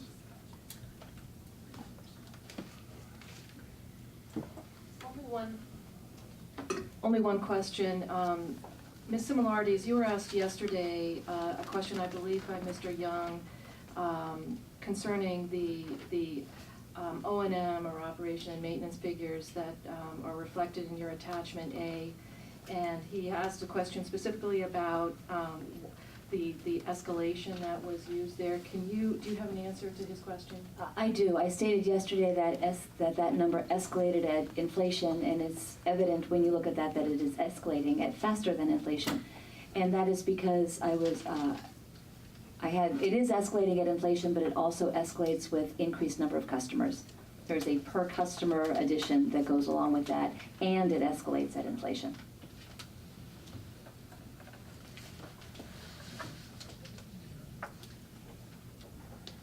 Thank you. I think we have completed this witness, so you're excused, and we're ready for, I think it's Mr. Hopkins next. Good morning. Good morning. Please state your name and job title. My name is Asa Hopkins. I'm the Director of the Planning and Energy Resources Division at the Department of Public Service. And do you have before you a copy of a document marked second remand testimony with exhibits A, B, C, and D, and a document marked second remand rebuttal testimony with exhibits rebuttal A, B, C, D, E, and F? Yes. And were these documents prepared by you or under your direction? Yes. After pre-filing these documents, did you make any revisions or corrections to your testimony or exhibits? Yes, I have two with respect to my direct testimony. There are no corrections in my rebuttal testimony. Okay, could you please set out the first correction? The first correction in Table 3 on page 12 of my direct testimony. After the testimony was submitted, we discovered that incorrect numbers had been copied over from work papers into the table. That error is corrected in replacement page 12, which was revised and provided to the board and parties on May 15th. And you mentioned a second correction. Could you describe that as well? The second correction is subsequently noticed that the same transcription error was in an attachment and exhibit. Table 2 on page 21 of Exhibit C needed the same correction, and that error was corrected in our replacement page 21 of Exhibit C and was provided to the board and parties on May 19th. And with those corrections, is your testimony now true and accurate to the best of your knowledge? Yes. That is what the department proposes to offer to admit into the record will be the correct testimony. There's a replacement pages in it. This morning I provided board staff copies for all of the board, a complete set as it should be admitted, and I had copies for those of the parties who were available at the time. And with that, we would move the admission of the testimony of Dr. Asa Hopkins. Any objections? Okay, they are admitted. Dr. Hopkins is available for questions. Mr. Dumont, I think you're up first. All right. It's still good morning, so I'll say good morning, Dr. Hopkins. Good morning. Let's start with your background. You have a PhD in physics, correct? Correct. In getting your PhD in physics, did you take any courses in economics? Not in the course of my PhD studies, no. What was this special area? Well, did you write a dissertation? My thesis title was Reduced Order Models for Open Quantum Systems. I'm not going to ask you what that means. I don't think it's germane to this proceeding. After you obtained your PhD, did you take any formal coursework on economic theory? No. Are you familiar with Coase's theorem? No. Do you have any idea what it is? No. Not by that name. Do you know who Professor Bondbright is? Yes. And who is he? He is a sort of a regulatory theorist, the author of texts on utility economics, rate making, et cetera. Have you read his text? No. Have you taken any coursework in economic modeling?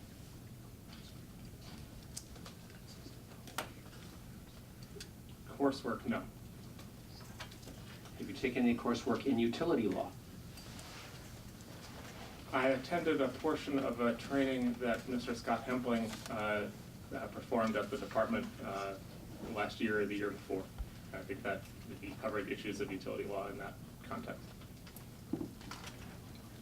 Do you consider yourself to be an expert in economics generally?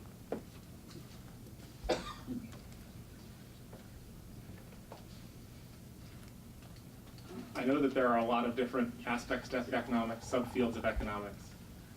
In terms of the entire field of economics, no, I'm not an expert in all of economics. I do, however, believe that I possess the necessary economic expertise to support and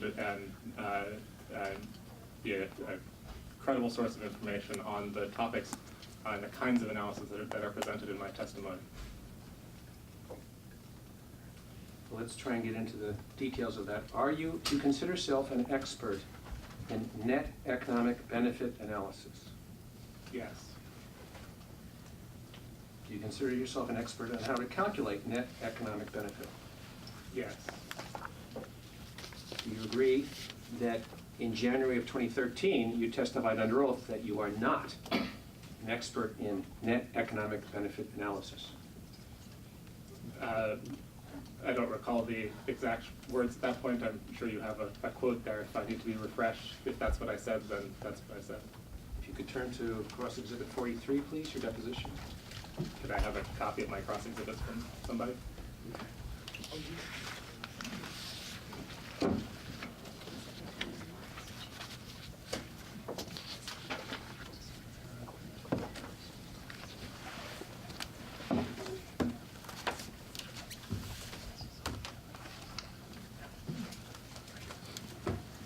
Mr. Chairman, I do object, but I hope that Mr. Dumont is going to very quickly point out the relevance. Can't hear.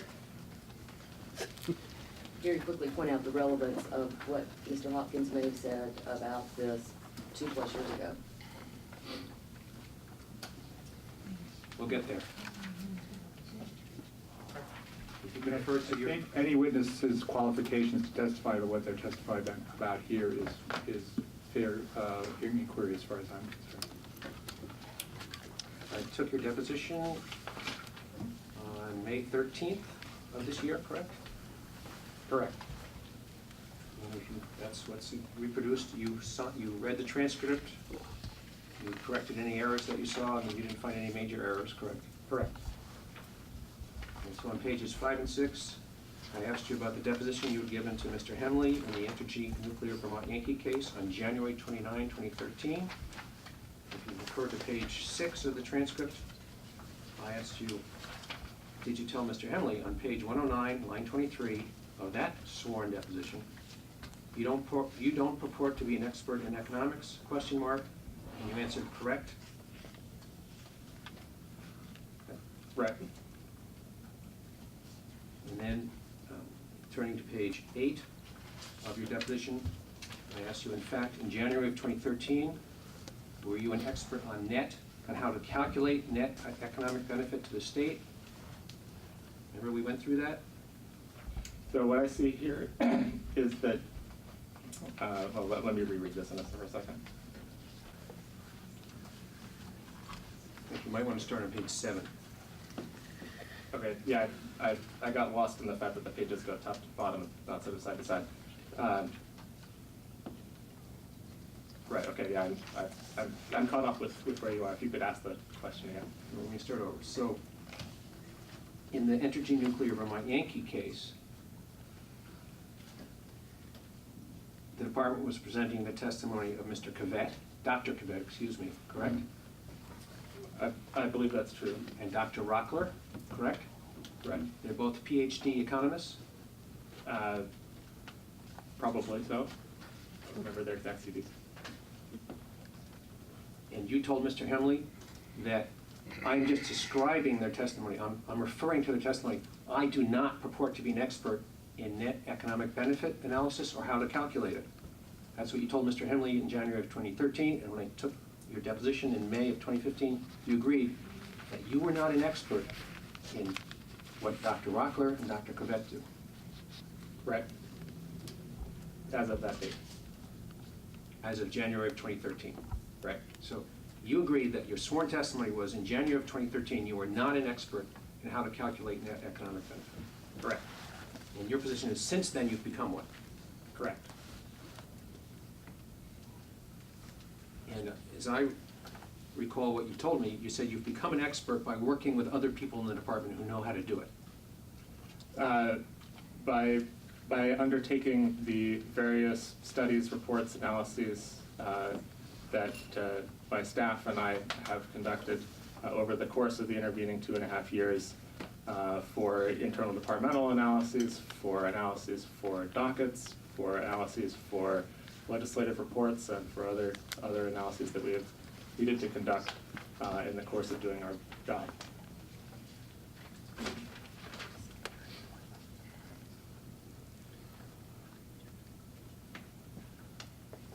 You personally have never conducted the computer modeling such as REMI or Red Eye, am I correct? I haven't been the one pushing the mouse. No, my staff has conducted such analyses under my direction. So you were able to direct them based on what you learned from them, is that what you're telling us? Because you didn't have, you weren't an expert before you worked with them, so you were directing them and then you learned from what they told you while you were directing them, is that your testimony?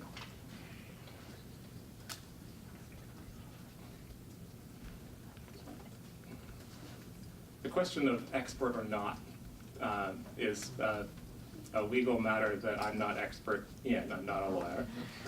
And so I think to say that I knew nothing on January 29th, 2013, and everything that I may have learned since then has been sufficient to make me an expert, I think that would be incorrect. I had some level of knowledge then. That knowledge has increased to the point that I now consider myself to be an expert. That knowledge has been gained through the experience that I described, which includes learning from my staff who have their expertise. It involves learning from experience, from encountering questions that need answers, and doing the necessary research in order to increase my state of knowledge. All right, so I agree with you. It's the board's role, not yours or mine, to decide if you're an expert. Would you agree that Mr. Carr, who testified for Vermont Gas in 2013, was an expert in how to conduct net economic benefit analysis? I believe so. I believe the board treated him as such, and I trust them on that. In preparing your written pre-filed testimony in this case, did you read his testimony in 2013? I did. I couldn't quote it back to you, but I remember that I read it.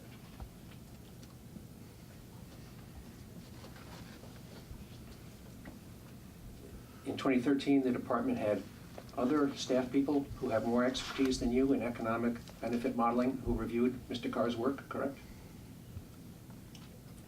Yes, I believe so. Mr. Nagel, who was here, is one of them, correct? Yes. Who is here? And Mr. Poor also reviewed it? Yes, I believe so. and Mr. Kumar, Kumar? Most likely. Did they find anything incorrect? I'm sorry, you understand that Mr. Carr did not take a GDP approach. He used output modeling, correct? I think I remember that, but yeah, I don't remember that in detail. And none of the experts within the department or you found any cause to criticize Mr. Carr when he used outputs instead of the GDP approach, correct? I don't recall anybody discussing the issue. But you now fault Dr. Dismukes, who has a PhD in economics, for using the same approach that Mr. Carr used, correct?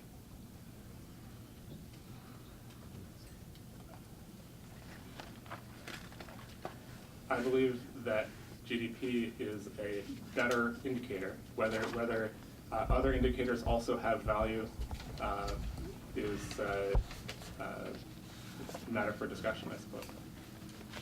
Did you fault Dr. Dismukes for using the outputs model rather than the GDP model? I think his testimony would be stronger if based on GDP or value add. I do think that that using output does provide some valuable information.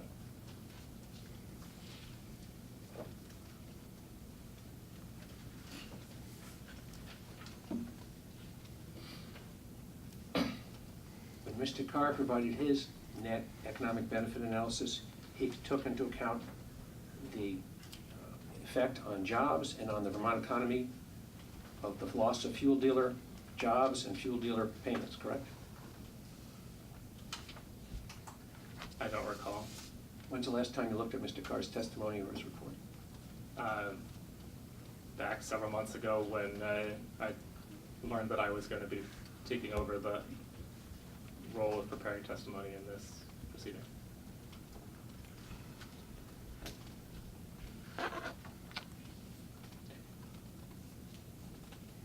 Did Mr. Carr take into consideration the lost disposable income caused to ratepayers by paying higher rates?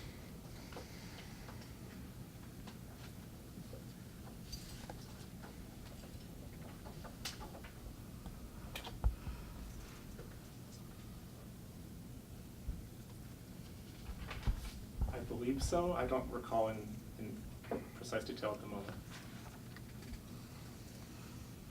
So when you filed your first testimony on May 6th of this year, you had all the work submitted to you, all of the expert testimony submitted to the board, and all the discovery submitted to you from Vermont Gas, correct?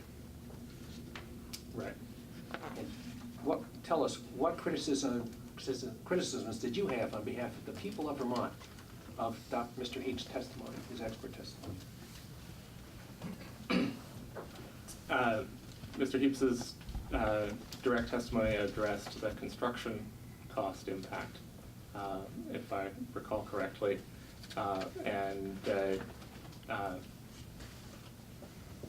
we were in the process of separately developing the analysis that we've presented in my testimony, and we did a sort of a consistency check, recognizing that people using different tools are going to get different numbers, to see whether Mr. Heaps's analysis seemed to be capturing the right kinds of inputs, that its outputs were credible, et cetera. Okay. Did you submit any pre-filed testimony on May 6th that criticized the expert testimony submitted on behalf of the company to the board by Mr. Heaps? No. So you were satisfied with the work Mr. Heaps had submitted, correct?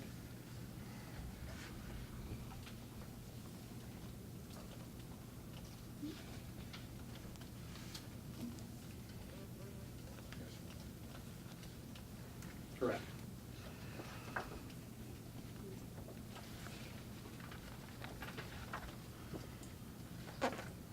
At some point, you conducted your own economic benefit modeling, am I correct? Correct. And then You reported on the results of that modeling to the board in your May 6th testimony, correct? Correct. And you omitted from what you submitted to the board any consideration of the loss of jobs and loss of cash to the fuel dealers, correct? In my direct testimony, I did not address that point. You submitted analysis with NPV figures, correct? Correct. And you didn't tell the board that you had failed to take into account the lost jobs and cash to the fuel dealers, correct?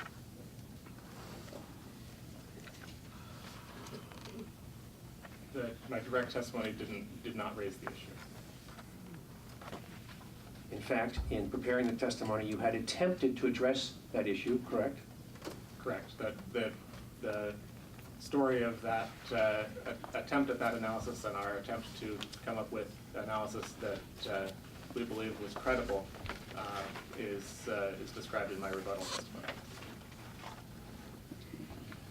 So you felt it was important enough to look at, but then, based on your own expertise, you didn't feel you had a good handle on it, so you just omitted it from the analysis you submitted to the board on May 6th, correct?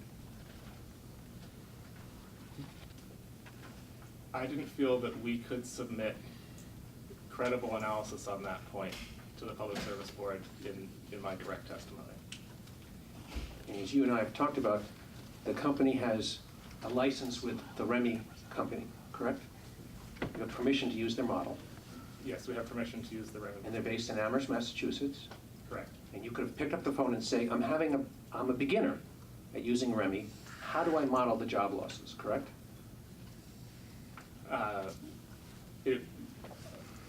We could call Remy, and in fact, subsequent to our previous conversation, Mr. Dumont, we have spoken with folks at Remy. After I took your deposition, and in the deposition you disclosed you had not addressed the job losses in your report to the board.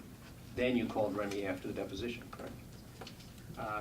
I disagree with the implied causality in your question, but you have the order of events correct.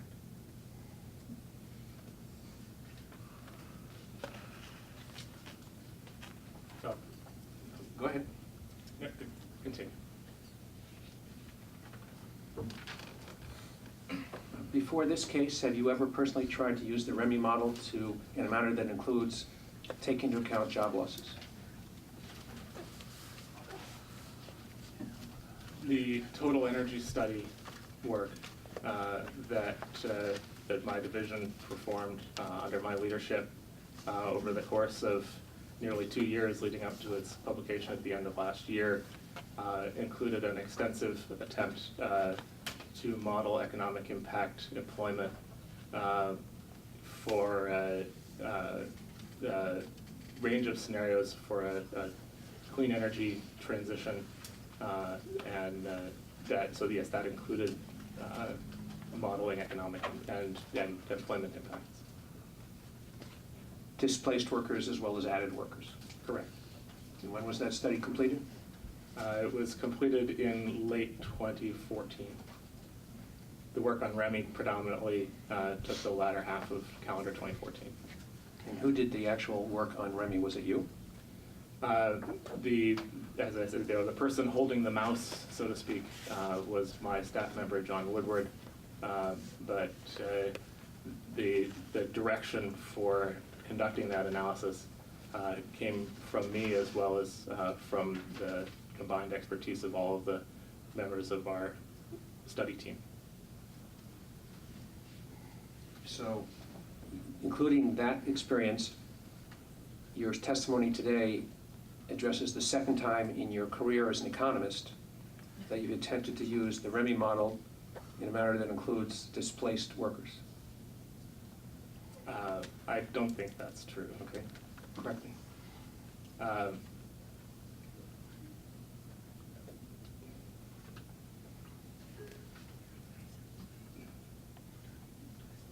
The Remy analysis that we have undertaken for other dockets before the Public Service Board, and here I'm not going to necessarily remember dates,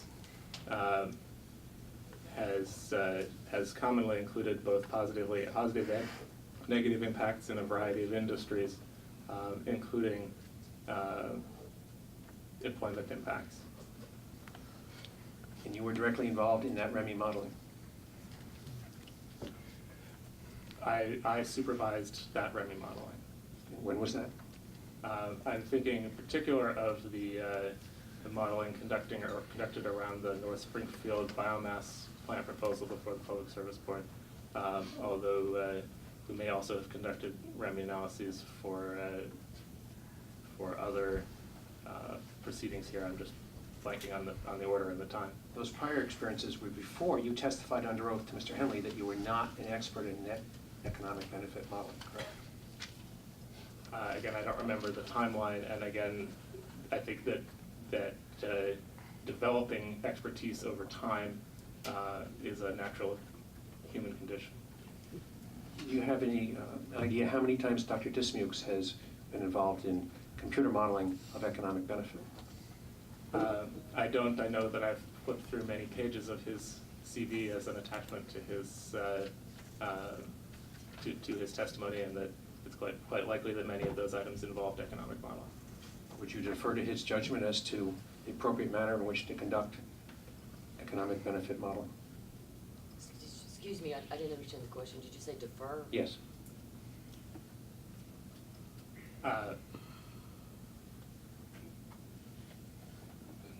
Not necessarily. I think that any economic impact result needs to be run through a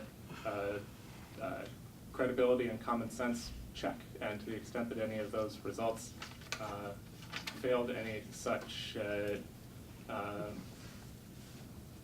reasonableness, that they would be subject to question. Are you an expert on energy commodity markets? On the details of those markets, no. Are you competent to give expert opinions on the future price of oil? Mr. Chairman, is he asking the witness if he is an expert in the legal sense? If that's the case, then I'm going to object that he's calling for a legal conclusion. Can you use your mic? I can ask a better question. Okay. Thank you. Do you believe you have specialized education, training, or experience that enables you to give opinion that is useful to the board on the question of the future price of oil?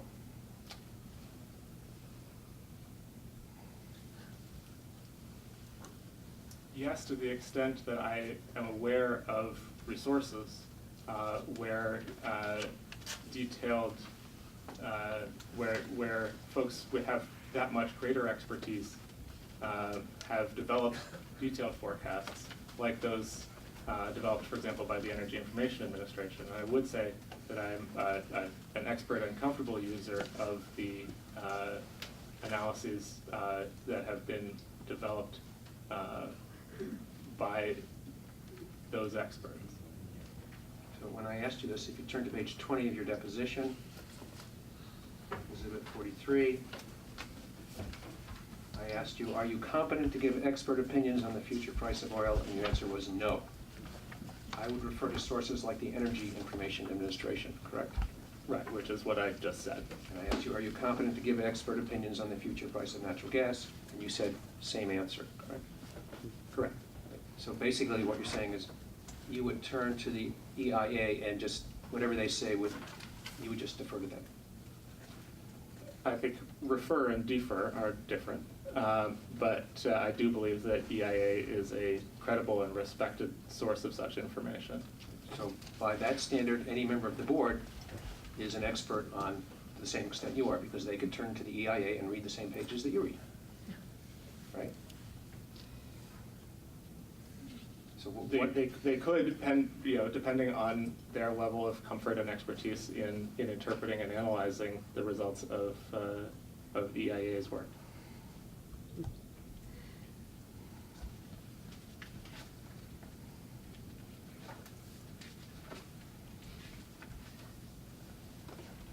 Mr. Chairman? Yes. A moment ago, Mr. Dumont said that he would restate one specific question, but I would just like to lodge sort of a continuing complaint regarding this line of questions. If he's asking the witness, what does he consider himself an expert? That's one thing. If he's asking him, are you an expert in some legal sense, that he's asking for him to make a legal conclusion, and he is not a lawyer. Mr. Dumont? When, I can ask the witness, when you answered my question, when I took your deposition, and you said you were not an expert, what did you have in mind?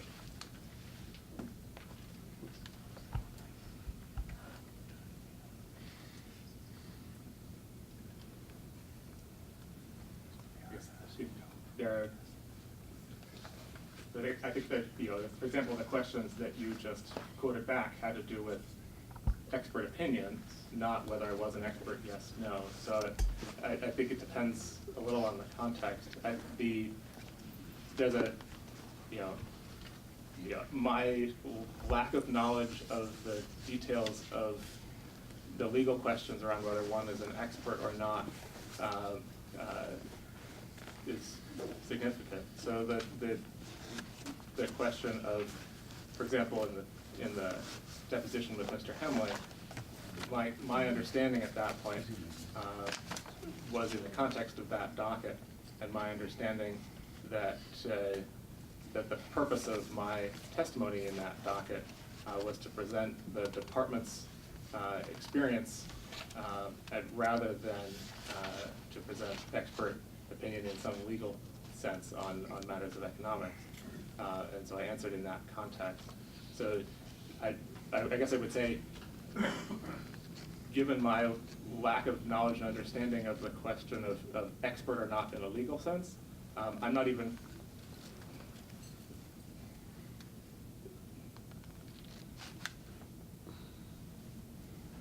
all I can do is try to answer the questions as completely as I understand them in the context in which they're asked, and provide expertise and information that I believe is useful.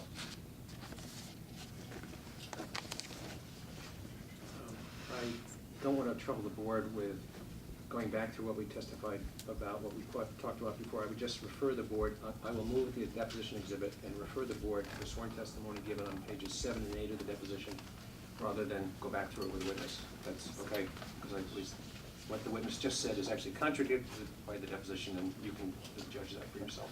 Okay, any objection to admitting the deposition as an exhibit? I would like for Mr. Dumont to specifically identify the inconsistent statements.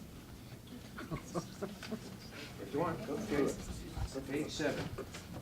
Which page 7 of the deposition? Of the current deposition? Yes.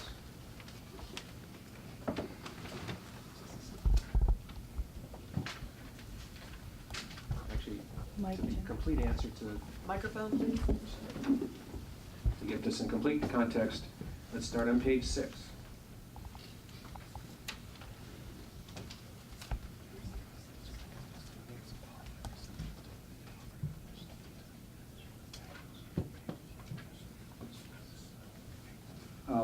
We're almost up to the lunch hour. Would it be possible that during lunch, the two of you could do this identification and then see if there's anything that we need to deal with? Yeah, I would just say it's starting on line 15 on page 6 and running through the end of page 9. Okay. Any objection to admitting the transcript? What? The deposition? I think that's what Mr. Dumont asked to do, to Yes. admit the deposition, right? That's right, transcript. And then I had asked him to identify. And you want to have that identification before you decide whether to object? I would like to look at it and compare it to whatever answer Mr. Dumont is citing today as being inconsistent. All right, so you want to discuss that, explore that over lunch, and then we'll take it back up after lunch? That will be fine. Okay. Thank you. Thanks. Yes? I would just note that the Rules of Civil Procedure, Rule 32A3, really address the admissibility of depositions when a witness is available to testify, and I think that Mr. Dumont needs to lay a foundation to meet that requirement. Okay. But It's not, I don't believe it's admissible. This isn't your witness. So. I was just trying to get past the initial objection before I got to any others. Right, so we'll take them up after you can bring objections and responses to them to us after lunch.